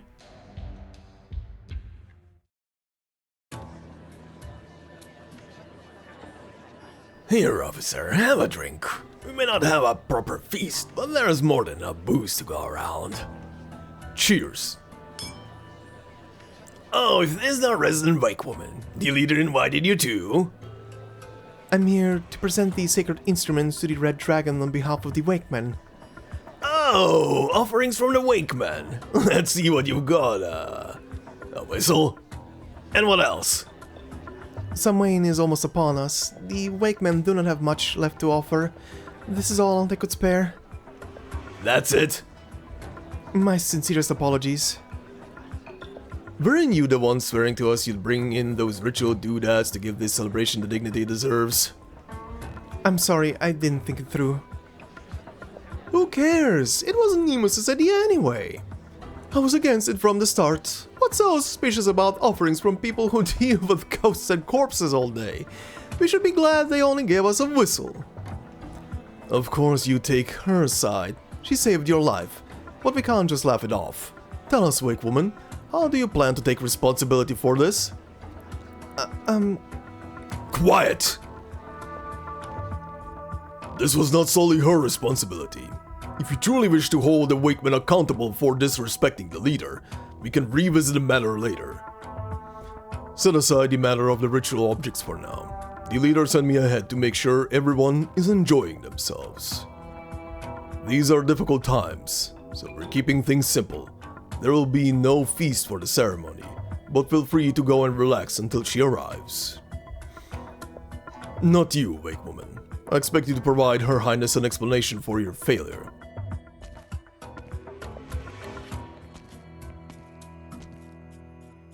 Perhaps you could take this chance to curry favor with the other officials. They could put in a good word for you later. I'll, pass on that. Thank you. Quite a righteous one, I see. Brigadier, sir, these fellows, have they always been like this? Huh, always. The bureaucrat once exhausted himself managing logistics for the Silver Oak Bluffs front. He went days without sleep, until he was so worn out that he nearly collapsed on the Na Saoirsí agricultural plate. The cruel officer is a cold-hearted scoundrel, to be sure, but during the war, the wealthy merchants and nobles hoarded grain near Na Saoirsí would tremble at the mere mention of his name. The torturer I've seen take pleasure in others wailing and screaming, but I've also seen him charge into the enemy ranks like a rabid tusk beast. Now though, had Her Highness not vetoed it, they'd probably be enjoying a lavish banquet right now, even with the city as it is.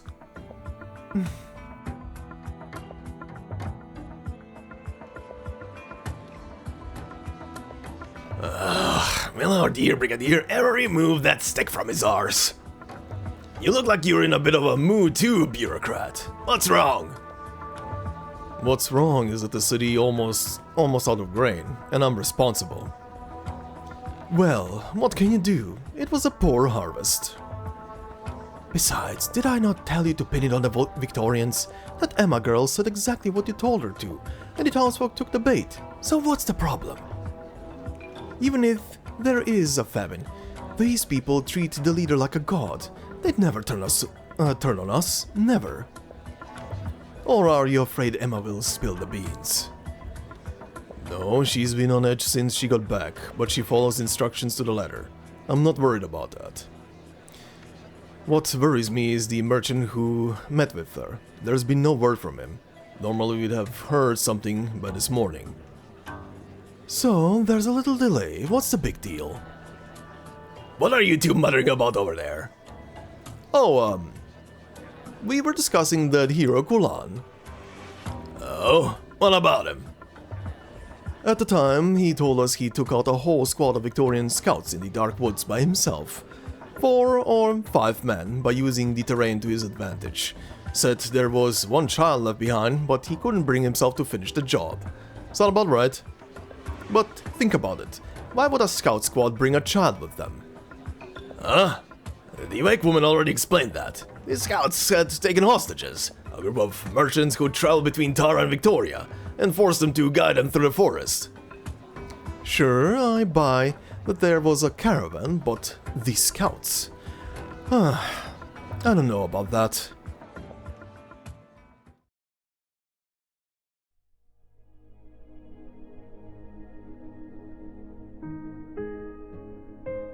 These scouts? I don't know about that. His throat getting dry, the rider grabs his mug, only to find it devoid of beer. I'll go get you some more. The mysterious woman stands up and heads to the bar. The rider leans back in his chair. As has been his habit for many years, he sets about planning how to make the next part of his story captivating. However, as he thinks it through, a sudden tightness grips his heart. Even if this woman is also a survivor, and even if she knows a thing or two about what happened, he cannot simply lay everything out there like he has been, at least not for this next part. Heavens knows what she would have to say about it. This is just a story, a shadow cast on the wall, not the fire itself. A storyteller must always remember this, or they will find themselves consumed by the flames. Here you are, your beer. Thank you kindly. Now, where were we? The Dubliner's ugliness at the celebration banquet. Oh, right. Well then, the true star of the party is about to make her entrance.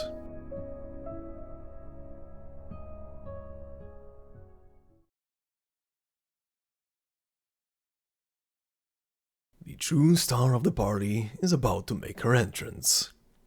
But until then, Dublin's ugly visage will remain, so hideous that no one can face it directly.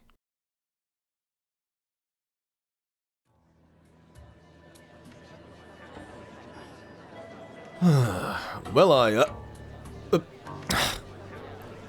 what is it? Is there something crawling on my head? Huh, it may be freezing here in Na Saoirsí, but at least there are still bugs. I'll move, I'll grab it. Wait. The banquet hall suddenly quiets down. Everyone is staring at the bureaucrat's head, where a beetle is perched. A solid gold beetle. One of the decorations fell down. Go on, put it back. The officer removes the golden beetle from the bureaucrat's head and places it in his palm. The bureaucrat lets out a sigh of relief. He's about to place the beetle back in its original spot when it flutters its diamond-crusted wings, flies a short distance towards the door, and lands in the center of the hall. He takes a few steps forward, and the beetle, as if tempting him, crawls a little further ahead. Such enthusiasm, Miss Bureaucrat. Your Highness? I just wanted to catch this stray beetle for you. Of course. Why would I blame you for that? Alright then. By the way, about the sacred instruments I reported to you about, A trifling matter. What is truly important is that my faithful servants be rewarded for this victory. Eblana picks up the beetle from the ground and flattens her palm. The beetle buzzes as it flies toward the door. Ladies and gentlemen, we are in the very hall where the treasures of the ancient King Gael were once displayed. The furnishings had all been looted by the Victorians, as they are wont to do, but we have finally returned most of them to their rightful places. That beetle you were chasing was awarded personally to a capable official. He was praised for his tireless work in gathering every last grain of the harvest and storing it in the treasury. And now you are worthy of the same. Without you, our army would likely have collapsed from hunger 100 times over. Go chase it down, for it is yours. As long as it's willing to land on you, you will always have the right to collect our grain. Yes, thank you. Now then. Eblana scans the room.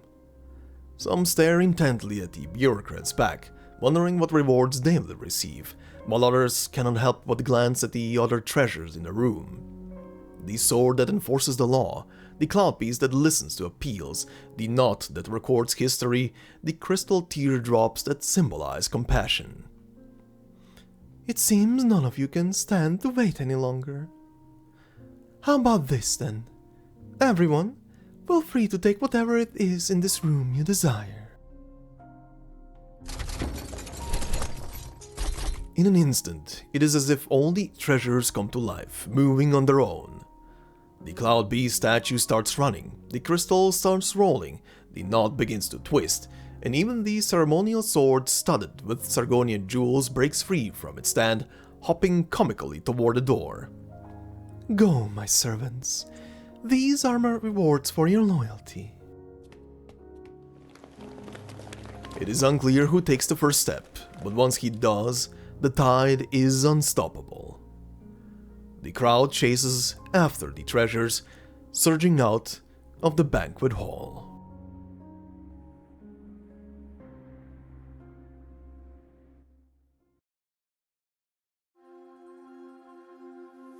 Right, that was happening just now. But before I give my final comments here about what was happening in this cutscene and leave you guys off with the clips, first off, one new enemy, which is simply called Nest. Fate disguising itself as a foul beast nest. When the foul beast flew away, the spirits in the darkness took it over while it was still warm. Very nice. But yeah, this was a cutscene, alright. I mean, the more the story keeps developing, like, the stuff that is happening in the city is very interesting, honestly. I mean, it's a combination probably of, the people are very starved for food. This is a post-war scenario. They're a nation that just got re-established from pretty much the ashes of what they were before. So seeing them having to re-establish connections with nations or pretty much establish new connections with nations, and one of them being with Victoria. Victoria, on the other hand, being also in a post-war scenario right now and trying to re-establish itself. It's a complicated situation on both ends, no matter what. But obviously, anger, anxiety, frustrations, fear, hunger, that's a game. Yeah, there is a lot there to add, and you can tell by the people how they are getting very antsy, essentially. But also at the same time, I believe the flames of Eblana are kind of causing them to probably go a bit more berserk than they would normally. I mean, it's the whole thing of, we've already seen a bit of a glimpse at the beginning of this story specifically, that their one, especially for people that do get resurrected fully by the fire, their one desire in life kind of keeps them afloat and going. Like, it gets kind of amplified in a sense. So here, the desire being like, everybody wants wealth, they want food, specifically food, and they just want to have a prosperous nation now.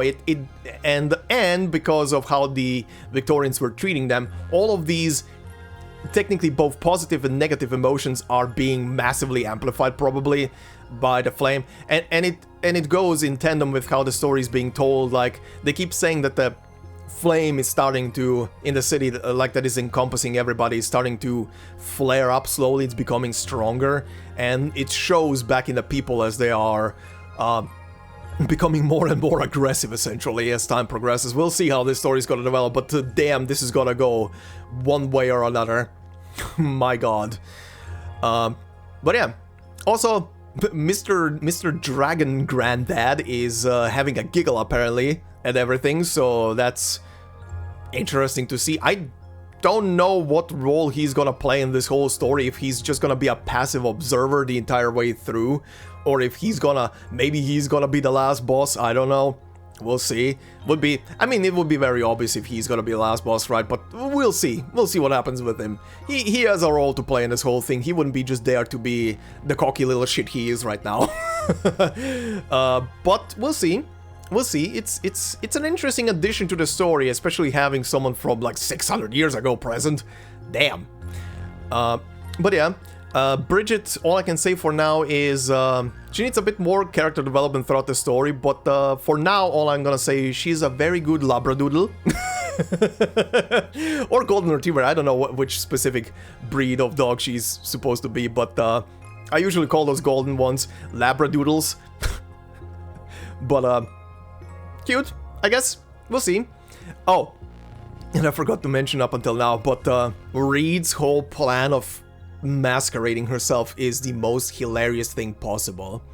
It's kind of like the whole spiel again of try and find the main protagonist in this classroom kind of deal, right? Good God. I mean, come on. I know you could kinda sell a red dragon as a wyvern, you know, as a wyvern essentially. But come on. Which other wyvern has flames spewing up their tail? Read, please. It's a cute masquerade, but whatever. I mean, it helps that people don't really, you know, are kind of distracted right now and are not really thinking about a second red dragon. They already have one, which technically is a purple dragon, but let's not beat around the bush too much there. Oh, and yeah, most importantly, the guys with the masks and the weird names are back, but they are different people, of course. The original ones were completely annihilated, but this is very fun. They're back again. I wonder for how long. This is gonna be fun to figure out how long they're gonna be around for again. But yeah, anyway, for now, interesting beginning. Tensions are high, and we'll see where the story will take us next time. But for now, all I'm gonna say is thank you very much for listening and watching. Hopefully you enjoyed. If you did so, please consider leaving a like. It would help out a lot. If you're new to the channel, consider subscribing. More to come, and pretty much everything on Arknights side is done up until this point, so you can find it anywhere on the channel. Just tap in the name and you're there. And yeah, if you want to support me more directly, you can do so through memberships. Again, no video will be behind a membership, it's purely there for support, so thank you to all the members already doing so, much appreciated. And yeah, I hope you all have a fantastic day wherever you are, enjoy the clip section, and I will see you in the next one.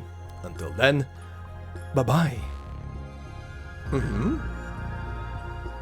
Time to learn more about Tara. To reclaim her kingdom from the foes, the Red Dragon of Greed sought the aid of a shadowy force, the dark mist that haunted in the forest. The Red Dragon breathed the fire of death, while the dark mist herded their foes into the blazing flames. Thus, the battle was won, and the kingdom was hers. The thorn-choked fields began to stir flames into her lair. Okay, so is it over? It is over. Rider. Was that the same guy? Hold on, I need to bring up that oh my god, how long ago was that video? Oh yeah, Read Alter's story was 2 years ago at this point. Right. Yeah, that was before chapter 13. Is this the same guy? Hold on, I need to hear this. Oh god, this is gonna blow my ears off. Hold on. Is this the same guy? This is a story of Victoria. This one was a bit deeper. A tale from the distant past. Yeah, this guy in game was a bit deeper. Might be the same guy, just doing maybe a deeper voice. It has been 2 years between this right now and the previous video. Okay, that's very funny. Huh. That's very funny that they used actual vocal line. What the hell? What was this spook? What? Oh, that's the writer? Funny enough.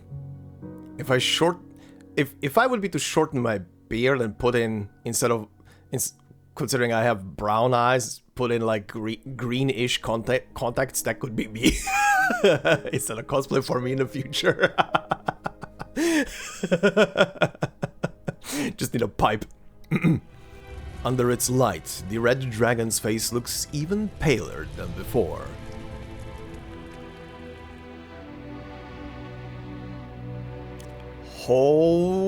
Okay. And you are? Uh-huh.